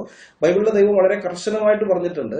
ഈ ഇസ്രായേൽ ജനത്തോട് പറയാണ്, അതായത് കനാനിലുള്ളവരൊക്കെ നരബലി ചെയ്യുന്ന ആളുകളാണ്, കനാൻ നാട്ടിലുള്ള. അപ്പൊ അങ്ങനെയുള്ള ആളുകളുടെ അടുത്ത് നീ ചെന്ന് താമസിക്കുമ്പോൾ, അവരുടെ കൂട്ടത്തില് പോയിട്ട് നീ താമസിക്കാൻ പോകുമ്പോൾ, അല്ലെങ്കിൽ അവരെയൊക്കെ നശിപ്പിച്ചു കളഞ്ഞ് നിങ്ങൾ അവിടെ ഞാൻ കുടിപാർപ്പിച്ചു കഴിഞ്ഞാൽ നിങ്ങൾ ആ ദേശത്തെ നിവാസികൾ എങ്ങനെയാണ് ദൈവത്തെ ആരാധിച്ചിരുന്നത് നോക്കി അന്വേഷിച്ച് അതുപോലെ തന്നെ എന്നെ ആരാധിക്കാൻ നിൽക്കരുത്, എനിക്ക് ആ ആരാധന വേണ്ട എന്ന് പറഞ്ഞിട്ടുണ്ട്. ആവർത്തന പുസ്തകം 12-ാം അധ്യായത്തിന്റെ 29 മുതൽ 31 വരെയുള്ള വാക്യങ്ങൾ ഞാൻ വായിക്കാം. നീ കൈവശമാക്കുവാൻ ചെല്ലുന്ന ദേശത്തുള്ള ജാതികളെ നിന്റെ ദൈവമായ യഹോവ നിന്റെ മുമ്പിൽ നിന്ന് ഛേദിച്ചു കളയുമ്പോഴും നീ അവരെ നീക്കിക്കളഞ്ഞ് അവരുടെ ദേശത്ത് പാർക്കുമ്പോഴും അവർ നിന്റെ മുമ്പിൽ നിന്ന് നശിച്ച ശേഷം നീ അവരുടെ നടപടി അനുസരിച്ച് കെണിയിൽ അകപ്പെടുകയും ഈ ജാതികൾ തങ്ങളുടെ ദേവന്മാരെ സേവിച്ച വിധം ഞാനും ചെയ്യുമെന്ന് പറഞ്ഞ് അവരുടെ ദേവന്മാരെ കുറിച്ച് അന്വേഷിക്കുകയും ചെയ്യാതിരിപ്പാൻ സൂക്ഷിച്ചുകൊള്ളണം. നിന്റെ ദൈവമായ യഹോവയെ അങ്ങനെ സേവിക്കേണ്ടതല്ല. ദൈവം വളരെ വ്യക്തമായിട്ട് പറയാണ്, നിന്റെ ദൈവമായ യഹോവയെ അങ്ങനെ സേവിക്കേണ്ടതല്ല. യഹോവ വെറുക്കുന്ന സകല മ്ലേച്ഛതയും അവർ തങ്ങളുടെ ദേവപൂജയിൽ ചെയ്ത് തങ്ങളുടെ പുത്രീപുത്രന്മാരെ പോലും അവർ തങ്ങളുടെ ദേവന്മാർക്ക് അഗ്നിപ്രവേശം ചെയ്യിച്ചുവല്ലോ. ദൈവം വളരെ വ്യക്തമായിട്ട് അവരോട് പറയുകയാണ്, നരബലി നിലവിലുണ്ടായിരുന്ന കനാൻ ദേശത്തേക്ക് ഇസ്രായേൽ ജനത്തെ കൊണ്ടുപോകുമ്പോൾ യഹോവയായ ദൈവം അവർക്ക് ന്യായപ്രമാണം മുഖേന നൽകുന്ന കർശനമായിട്ടുള്ള ഒരു താക്കീതാണിത്. ദൈവം പറയാണ്, നീ അത് ചെയ്യരുത്. അവിടെയുള്ള ഈ ജാതീയ ദേവന്മാർ ഇതാണ് ചെയ്തുകൊണ്ടിരുന്നത്. അവിടെയുള്ളവർ മാത്രമല്ല കേട്ടോ, നമ്മുടെ ഇന്ത്യയിലെ ദേവീ ദേവന്മാർ ഇതൊക്കെ തന്നെയായിരുന്നു. അടുത്ത വീഡിയോ ആണെന്ന് നിങ്ങൾക്ക് മനസ്സിലാവും അത്. അപ്പൊ ദൈവം പറയാണ്, അങ്ങനെയുള്ള ആ കാര്യം നിങ്ങൾ ചെയ്യരുത്, അത് യഹോവ വെറുക്കുന്നതാണ്, മ്ലേച്ഛതയാണ്. അപ്പൊ നിങ്ങളത് ചെയ്യരുത്, നരബലി ചെയ്യരുത്. പിന്നെ വേറൊരിടത്ത് കൽപ്പനയുണ്ട്, നിന്റെ സന്തതികളിൽ ഒന്നിനെയും നീ മോലേക്കിന് അർപ്പിക്കരുത്. മോലേക്ക് എന്ന് പറയുന്ന ദേവനെ കുറിച്ചൊക്കെ ഞങ്ങൾ കഴിഞ്ഞ വീഡിയോയിൽ വിശദമായി പറഞ്ഞിട്ടുള്ളതാണ്. മോലേക്കിന് അർപ്പിക്കരുത് എന്നൊക്കെ പറയുന്നുണ്ട്. അതായത് നീ നരബലിയായിട്ട് നിന്റെ മക്കളെ ആകട്ടെ, അതല്ല വേറെ ആരെയാകട്ടെ അർപ്പിക്കരുത്. നീ എനിക്ക് അർപ്പിക്കണ്ട, ഞാനത് സ്വീകരിക്കുകയില്ല, ഞാൻ വെറുക്കുന്ന കാര്യമാണെന്ന് വളരെ വ്യക്തമായി ദൈവം അവരോട് പറഞ്ഞിട്ടുണ്ട്. ഇനി പുതിയ നിയമത്തിലാണെങ്കിലോ, പുതിയ നിയമത്തിൽ മൃഗബലി അടക്കം യാതൊരു ബലിയും അനുഷ്ഠിക്കേണ്ടതില്ല. പഴയ നിയമത്തിൽ ശുദ്ധിയുള്ള മൃഗങ്ങളെ ബലിയർപ്പിക്കാൻ പറഞ്ഞിട്ടുണ്ട്, അത് ശരിയാണ്. അതല്ല യേശുക്രിസ്തുവിന്റെ ആ ക്രൂശിമരണത്തിന്റെ നിഴലാണ്, അതല്ല. ശുദ്ധിയുള്ള മൃഗങ്ങളെ അർപ്പിക്കാൻ പറഞ്ഞിരിക്കുന്നത്, അതല്ലാതെ മനുഷ്യരെ ഒന്നും അർപ്പിക്കരുതെന്ന് പറഞ്ഞു. എന്നാൽ പുതിയ നിയമത്തിലേക്ക് വന്ന് യേശുക്രിസ്തു കാൽവരി ക്രൂശിൽ സ്വയം യാഗമായി തന്നെ അർപ്പിച്ചു കഴിഞ്ഞതിന് ശേഷം ഒരു ക്രിസ്ത്യാനിയെ സംബന്ധിച്ച് അവൻ ഇനി ഒരു തരത്തിലുള്ള ബലിയും അർപ്പിക്കേണ്ടതില്ല. മൃഗബലിയാകട്ടെ മറ്റേത് തരത്തിലുള്ള ബലിയാകട്ടെ ഇതൊന്നും അനുഷ്ഠിക്കേണ്ടതില്ല എന്നാണ് ദൈവം പറഞ്ഞിരിക്കുന്നത്. ഇത് എബ്രായർക്ക് എഴുതിയ ലേഖനത്തിൽ നിന്ന് ഞാൻ വായിക്കാം. എബ്രായ ലേഖനം 10-ാം അധ്യായത്തിന്റെ 10 മുതൽ 14 വരെയുള്ള വാക്യങ്ങൾ. അതിങ്ങനെയാണ്: ആ ഹിതമനുസരിച്ച് യേശുക്രിസ്തുവിന്റെ ശരീരം എന്നേക്കുമായി ഒരിക്കൽ സമർപ്പിക്കപ്പെട്ടതുവഴി നാം വിശുദ്ധീകരിക്കപ്പെട്ടിരിക്കുന്നു. അപ്പൊ യേശുക്രിസ്തുവിന്റെ ശരീരയാഗം എന്നേക്കുമായിട്ടുള്ളതാണ്. അത് ഒറ്റൊരിക്കലായിട്ട് സംഭവിച്ചു കഴിഞ്ഞു. പാപങ്ങൾ അകറ്റാൻ കഴിവില്ലാത്ത ബലികൾ ആവർത്തിച്ചർപ്പിച്ചുകൊണ്ട് ഓരോ പുരോഹിതനും ഓരോ ദിവസവും ശുശ്രൂഷ ചെയ്യുന്നു. എന്നാൽ അവനാകട്ടെ പാപങ്ങൾക്ക് വേണ്ടി എന്നേക്കുമായുള്ള ഏക ബലി അർപ്പിച്ചു കഴിഞ്ഞപ്പോൾ ദൈവത്തിന്റെ വലത്തുഭാഗത്ത് ഉപവിഷ്ടനായി ശത്രുക്കളെ തന്റെ പാദപീഠമാക്കുവോളം അവൻ കാത്തിരിക്കുന്നു. വിശുദ്ധീകരിക്കപ്പെട്ടവരെ അവൻ ഏക ബലി സമർപ്പണം വഴി എന്നേക്കുമായി പരിപൂർണരാക്കിയിരിക്കുന്നു. എബ്രായ ലേഖനം 10-ാം അധ്യായത്തിന്റെ 10 മുതൽ 14 വരെയുള്ള വാക്യങ്ങളാണ് ഞാനിപ്പോ വായിച്ചത്. അപ്പോൾ ക്രിസ്തുവിന്റെ ശരീരം എന്നേക്കുമായി ഒരിക്കൽ ബലിയായി അർപ്പിക്കപ്പെട്ടു. പാപങ്ങളുടെ പരിഹാരത്തിനു വേണ്ടി എന്നേക്കുമായി അർപ്പിക്കപ്പെട്ടിരിക്കുന്ന ഏകബലിയാണത്. ആ ഏകബലി സമർപ്പണം വഴി വിശ്വസിക്കുന്നവരെല്ലാം എന്നേക്കുമായി പരിപൂർണരാക്കപ്പെട്ടിരിക്കുന്നു. അതുകൊണ്ട് ഇനി വേറൊരു ബലിയുടെയും ആവശ്യമില്ല എന്നാണ് എബ്രായ ലേഖനത്തിൽ ദൈവം പറഞ്ഞിരിക്കുന്നത്. അങ്ങനെ ഇരിക്കെ ഏതെങ്കിലും ക്രിസ്ത്യാനി പാപപരിഹാരത്തിന് വേണ്ടിയോ അല്ലെങ്കിൽ വേറെ എന്തെങ്കിലും ഒരു പൂർണ്ണത കിട്ടാൻ വേണ്ടിയോ ഒരു മൃഗത്തെങ്കിലും ബലിയർപ്പിക്കാൻ പോവോ? ഇല്ല, പോവുകയില്ല. അപ്പൊ പിന്നെ ഏത് ക്രിസ്ത്യാനിയാണ് നരബലി അർപ്പിക്കാൻ പോവുക? അവനെ സംബന്ധിച്ച് അവന് വേണ്ടുന്നതല്ല ക്രിസ്തുവിന്റെ ഏകബലിയിൽ അത് അടങ്ങിയിരിക്കുന്നു. അവന് വേണ്ടുന്നതായ പാപമോചനം, അവന് വേണ്ടുന്നതായ നിത്യജീവൻ, അവന് വേണ്ടുന്നതായ ശുദ്ധീകരണം, അവന് വേണ്ടുന്നതായ നീതീകരണം, അവന് വേണ്ടുന്നതായ സ്വർഗപ്രവേശനം, ഇതൊക്കെ ആ ബലിയിൽ അടങ്ങിയിട്ടുണ്ട്. അവന്റെ പരിപൂർണത, അവനെ ക്രിസ്തുവിൽ തികഞ്ഞാനാക്കുവാൻ സാധിക്കുന്നത് യേശു ക്രിസ്തുവിന്റെ ഈ ക്രൂശ് ബലി മുഖാന്തരമാണ്. അപ്പൊ അങ്ങനെ ഇരിക്കെ ഇവൻ ഏതെങ്കിലും മൃഗത്തിന്റെ അടുത്ത് മൃഗത്തിനെയും കൊണ്ട് യാഗം അർപ്പിക്കാൻ അവൻ പോവോ? ഇതിനു വേണ്ടിയിട്ടില്ല. അപ്പൊ പിന്നെ അങ്ങനെ ഇരിക്കെ ഏത് ക്രിസ്ത്യാനിയെ നരബലി അർപ്പിക്കാൻ പോകുന്നത്? ഒരു ക്രിസ്ത്യാനിയും ചെയ്യില്ല. മനസ്സിലായോ?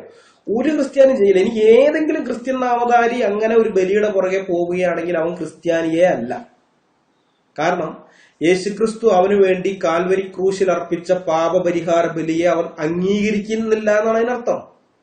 യേശുക്രിസ്തു അവന് വേണ്ടി ഒരു ബലി അർപ്പിച്ചല്ലോ കാൽവരി ക്രൂശിൽ, അത് അവൻ അംഗീകരിക്കുന്നില്ല. ആ യാഗത്തെ അവൻ അംഗീകരിക്കുന്നില്ല. അതുകൊണ്ടാണ് അവൻ വേറെ യാഗത്തിന്റെ അല്ലെങ്കിൽ വേറെ ബലിയുടെ പുറകെ പോയത്. അവനെ സംബന്ധിച്ച് യേശുക്രിസ്തുവിന്റെ ക്രൂശിലെ ബലി അതെന്റെ പാപപരിഹാരത്തിന് മതിയായതാണ്. കാൽവരിയിലെ ആ ബലിമരണത്തിൽ എനിക്ക് വേണ്ടുന്നതെല്ലാം ഉണ്ട് എന്നവൻ വിശ്വസിക്കുന്നില്ല. അങ്ങനെ വിശ്വസിക്കുന്നുണ്ടെങ്കിൽ അവൻ വേറെ ബലികളുടെ പുറകെ പോകേണ്ട ആവശ്യമില്ലല്ലോ. അപ്പൊ ക്രിസ്തുവിന്റെ ഈ ക്രൂശ് മരണത്തിൽ വിശ്വസിക്കാത്ത ഒരുത്തൻ എങ്ങനെയാണ് ക്രിസ്ത്യാനിയാവുക? ഇല്ല, ഒരിക്കലും ആവുകയില്ല. അതുകൊണ്ടാണ് പറഞ്ഞത് ഏതെങ്കിലും ക്രിസ്ത്യാനി അങ്ങനെ പോയാൽ അവൻ ക്രിസ്ത്യാനിയല്ല. ഒരു ക്രിസ്ത്യാനി, കൃത്യമായിട്ട് വചനം അറിയുന്ന ഒരു ക്രിസ്ത്യാനിയും ഒരു ബലിയുടെയും പുറകെ പോവുകയില്ല. അവനെ സംബന്ധിച്ച് യേശു ക്രിസ്തുവിന്റെ കാൽവരി ക്രൂശിലെ പാപപരിഹാര ബലി അത് എന്നേക്കുമായിട്ട് ഉള്ളതാണ്, അത് അവന് മതിയായതാണ്. അപ്പൊ അതുകൊണ്ടാണ് പറഞ്ഞത് ക്രിസ്ത്യാനി ഒരിക്കലും നരബലിയാകട്ടെ മറ്റേതെങ്കിലും ബലിയാകട്ടെ അത് ചെയ്യുകയില്ല. അവന്റെ പ്രമാണം അവനെ അനുവദിക്കുന്നില്ല എന്നുള്ളതാണ്. അതുകൊണ്ട് ഇവൻ പറഞ്ഞ ഈ കാര്യം, ചരിത്രത്തിൽ ഏറ്റവും കൂടുതൽ നരബലികൾ നടത്തിയിട്ടത് ക്രിസ്ത്യാനിയാണെന്ന് ഇവൻ പറഞ്ഞത് ശുദ്ധഭോഷ്കാണ്. പിന്നൊരു കാര്യം, ക്രിസ്ത്യാനികൾ നരബലി ചെയ്യുന്നില്ലെങ്കിലും 1-ാം നൂറ്റാണ്ട് മുതൽ ഇന്ന് വരെ ക്രിസ്ത്യാനികൾ നരബലികൾക്ക് ഇരയാകുന്നുണ്ട്. അത് ഞങ്ങളുടെ കർത്താവായ യേശുക്രിസ്തു തന്നെ ഞങ്ങളോട് നേരിട്ട് പറഞ്ഞിട്ടുള്ള കാര്യമാണ്. അപ്പോസ്തലന്മാരോട് പറഞ്ഞിട്ടുള്ളതാണ്, സുവിശേഷങ്ങളിൽ രേഖപ്പെടുത്തി വെച്ചിട്ടുണ്ട്. യോഹന്നാന്റെ സുവിശേഷം 16-ാം അധ്യായത്തിന്റെ 2-ാമത്തെ വാക്യത്തിൽ കർത്താവ് പറഞ്ഞിരിക്കുന്നത്, നിങ്ങളെ കൊല്ലുന്നവനെല്ലാം ദൈവത്തിന് വഴിപാട് കഴിക്കുന്നു എന്ന് വിചാരിക്കുന്ന നാഴിക വരുന്നു എന്നാണ്. നിങ്ങളെ കൊല്ലുന്നവര് ദൈവത്തിനാണ് വഴിപാട് കഴിക്കുന്നതെന്ന് വിചാരിക്കുന്ന നാഴിക. നമ്മൾ ഈ നരബലി എന്നുള്ളതിന്റെ ഡെഫിനേഷൻ എന്താണെന്ന് കണ്ടതാണ്. തങ്ങളുടെ ദൈവത്തിന് അല്ലെങ്കിൽ ദൈവങ്ങളെ പ്രസാദിപ്പിക്കാൻ വേണ്ടി മനുഷ്യരെ കൊന്ന് അവരുടെ ദൈവത്തിന് അല്ലെങ്കിൽ ദൈവങ്ങൾക്ക് ബലിയായി അർപ്പിക്കുന്ന വഴിപാടാണ് നരബലി എന്ന് പറയുന്നത്. നമ്മൾ ചരിത്രം നോക്കിക്കഴിഞ്ഞാൽ ക്രൈസ്തവര് 2-ാം നൂറ്റാണ്ട് മുതൽ ക്രൈസ്തവര് 4-ാം നൂറ്റാണ്ട് വരെ റോമാക്കാര് അവരുടെ ദൈവത്തിനെ പ്രീതിപ്പെടുത്താൻ വേണ്ടിയാണ് ക്രൈസ്തവരെ കൊന്നത്. അവരുടെ ദൈവങ്ങൾക്ക് യാഗം അർപ്പിക്കാൻ, ധൂപം കാട്ടാനൊക്കെ പറഞ്ഞിട്ട് ക്രൈസ്തവരെ ചെയ്യാൻ തയ്യാറായില്ല. അപ്പൊ അതിന്റെ പേരിൽ അവർക്ക് ഭയമുണ്ടായി. തങ്ങളിങ്ങനെ പരമ്പരയായിട്ട് തലമുറകളായിട്ട് പൂജിച്ചു വരുന്ന ഈ ദൈവങ്ങളെയൊക്കെ ഇവന്മാര് വിട്ടുമാറിക്കഴിഞ്ഞാൽ ദൈവകോപം ഉണ്ടാകുമോ, തങ്ങൾക്ക് നേരെ ദൈവകോപം ഉണ്ടാകുമോ എന്നുള്ളൊരു ഭയത്തില് ആ ദൈവകോപം മറികടക്കാൻ വേണ്ടിയാണ്, ആ ദൈവങ്ങളെ പ്രസാദിപ്പിക്കാൻ വേണ്ടിയിട്ടാണ് അന്ന് ഈ ക്രൈസ്തവരെയൊക്കെ അവര് രക്തസാക്ഷികളാക്കിയത്. റോമ സർക്കാർ, റോമൻ സാമ്രാജ്യത്തിലെ കൊല്ലപ്പെട്ടല്ലോ ക്രൈസ്തവരൊക്കെ. അത് ഇത് തന്നെയാ സംഭവം. അവരുടെ ദൈവങ്ങൾക്ക് വഴിപാടായിട്ട് തന്നെയാണ്. പിന്നെ അത് കഴിഞ്ഞ് ഇസ്ലാമിന്റെ രംഗപ്രവേശനത്തോടുകൂടി അന്ന് മുതൽ ഇന്ന് വരെ ഈ 21-ാം നൂറ്റാണ്ട് വരെ അള്ളാഹു അക്ബർ എന്ന് വിളിച്ചുകൊണ്ടാണ് ഇവര് ക്രൈസ്തവരുടെയൊക്കെ കഴുത്തറക്കുന്നത്. അള്ളാഹുവിനെ പ്രസാദിപ്പിക്കുകയാണ്, അള്ളാഹുവിനെ സന്തോഷിപ്പിക്കാൻ വേണ്ടി അർപ്പിക്കുന്ന വഴിപാടാണ്. മനസ്സിലായോ? അപ്പൊ ക്രൈസ്തവർ നരബലികൾക്ക് ഇരയാകുന്നുണ്ടെന്നുള്ളതല്ല. അതായത് ലോകത്തെ ഏറ്റവും കൂടുതൽ അങ്ങനെ നരബലികൾക്ക് ഇരയായിട്ടുള്ള സമുദായം എന്ന് പറയുന്നത് ക്രൈസ്തവർ തന്നെയാണ്, വേറെ ഒരു സമുദായവും അല്ല, ക്രിസ്ത്യാനികൾ തന്നെയാണ്. അങ്ങനെ ഉണ്ടെന്നല്ലാതെ ക്രൈസ്തവർ നരബലികൾ നടത്തി ഏറ്റവും കൂടുതൽ നടത്തുന്നൊക്കെ പറയുന്നത് തെറ്റാണ്, ശുദ്ധ നുണയാണ്. പിന്നെ ഇവൻ പറഞ്ഞ കാര്യം എന്താ, ഈ കണാകുണധർമ്മക്കാരൻ പറഞ്ഞത് മന്ത്രവാദിനി വേട്ട അല്ലെ, അത് കത്തോലിക്ക സഭ മധ്യകാലഘട്ടത്തിൽ ചെയ്തിട്ടുള്ള കാര്യമാണ്. അവരത് അംഗീകരിക്കുന്നുണ്ട്, അത് ലോകത്തോട് ക്ഷമ പറയുകയും ചെയ്തിട്ടുള്ളതാണ്, അവരംഗീകരിക്കുന്ന കാര്യമാണ്. ഇനി അതിന് പൂർണ്ണമായിട്ടും കത്തോലിക്ക സഭയെ കുറ്റപ്പെടുത്താനും പറ്റില്ല കേട്ടാ, അതും കൂടി പറയണം. കാരണം ഈ 21-ാം നൂറ്റാണ്ടിൽ പോലും പ്രബുദ്ധ കേരളത്തിൽ മന്ത്രവാദം നടത്തി നരബലി അർപ്പിക്കുന്ന ആളുകൾ ഉണ്ടെങ്കിൽ ആ മധ്യകാലഘട്ടത്തിലൊക്കെ യൂറോപ്പിൽ അങ്ങനെയുള്ളവര് ഇന്നത്തെക്കാളും വളരെയധികം ഉണ്ടായിരുന്നു, വളരെയധികം. യൂറോപ്പിലെ പാഗൻ ജനങ്ങൾ അവർ പണ്ടുപോലെ നരബലി അർപ്പിക്കുന്നവരാണ്. യൂറോപ്പിലുണ്ടായിരുന്ന അവർക്ക് ആ ആചാരം ഉണ്ടായിരുന്നു.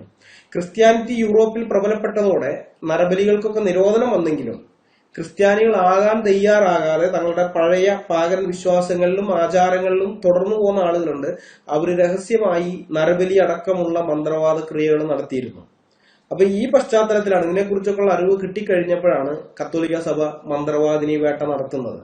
അതില് മന്ത്രവാദിനികളല്ലാത്ത നിരപരാധികളായ സ്ത്രീകളും അന്ന് കൊല്ലപ്പെട്ടിട്ടുണ്ടെന്നുള്ളതിനാൽ അതിനെ അവർ നടത്തിയ മന്ത്രവാദിനി വേട്ടയെ പൂർണ്ണമായിട്ടും അംഗീകരിക്കാൻ എനിക്ക് സാധിക്കുകയില്ല.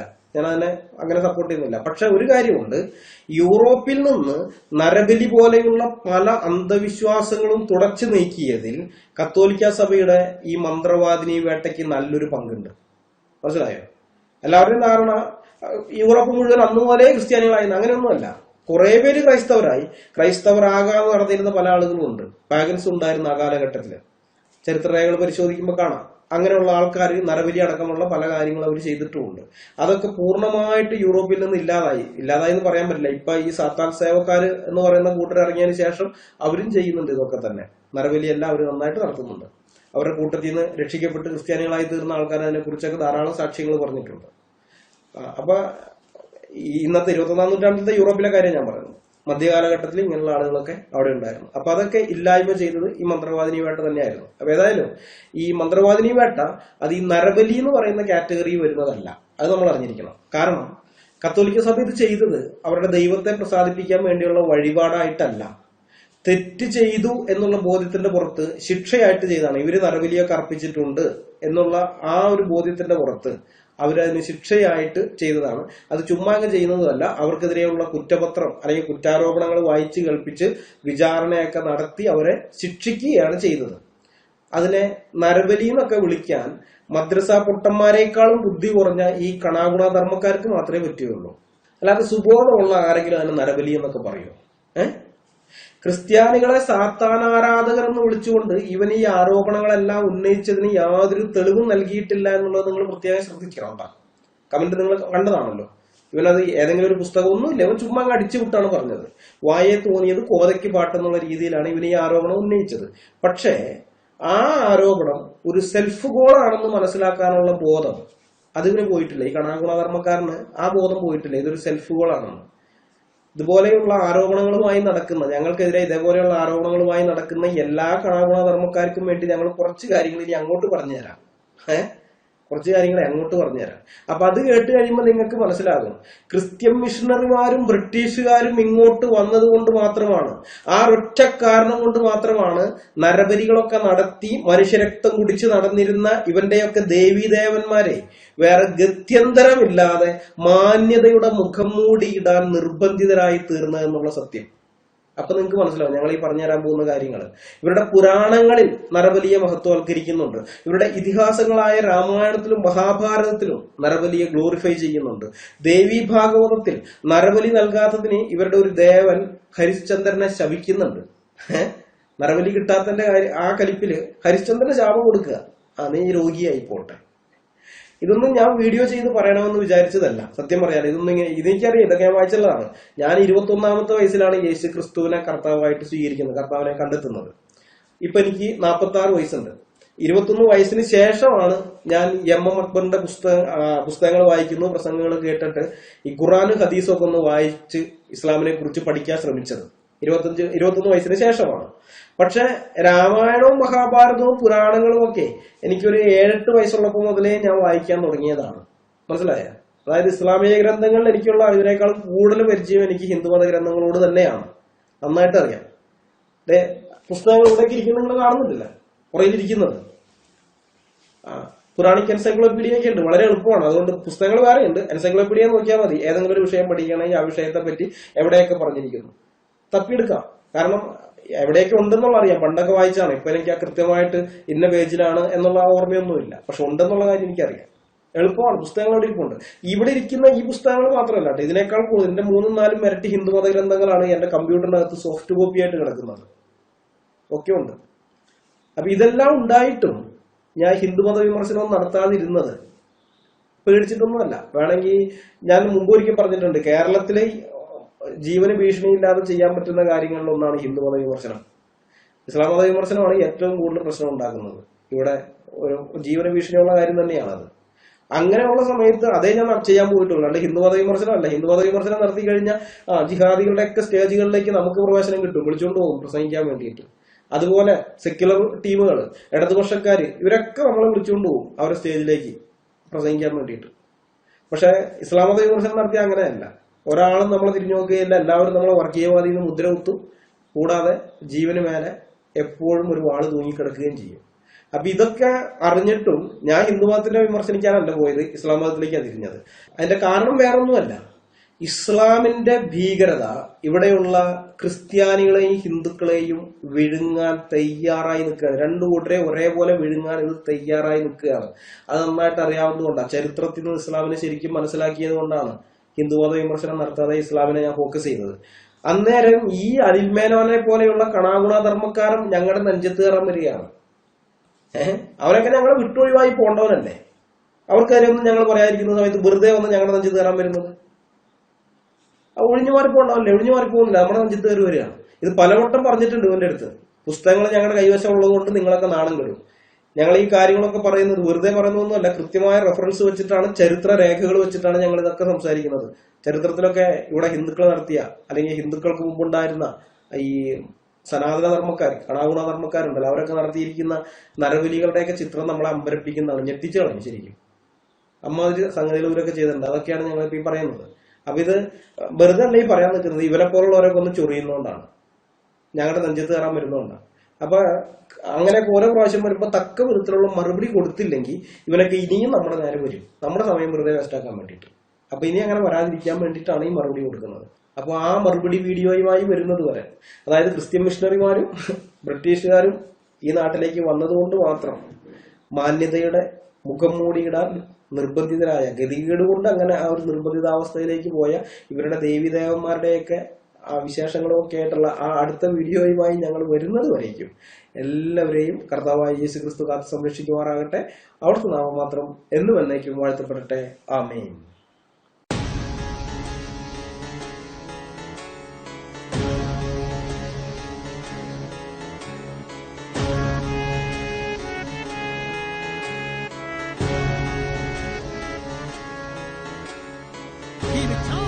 ക്രിസ്തുവിനായി പ്രവർത്തിച്ചാൽ ക്രിസ്തുവിനായി മരിച്ചാൽ ക്രിസ്തുവിനായി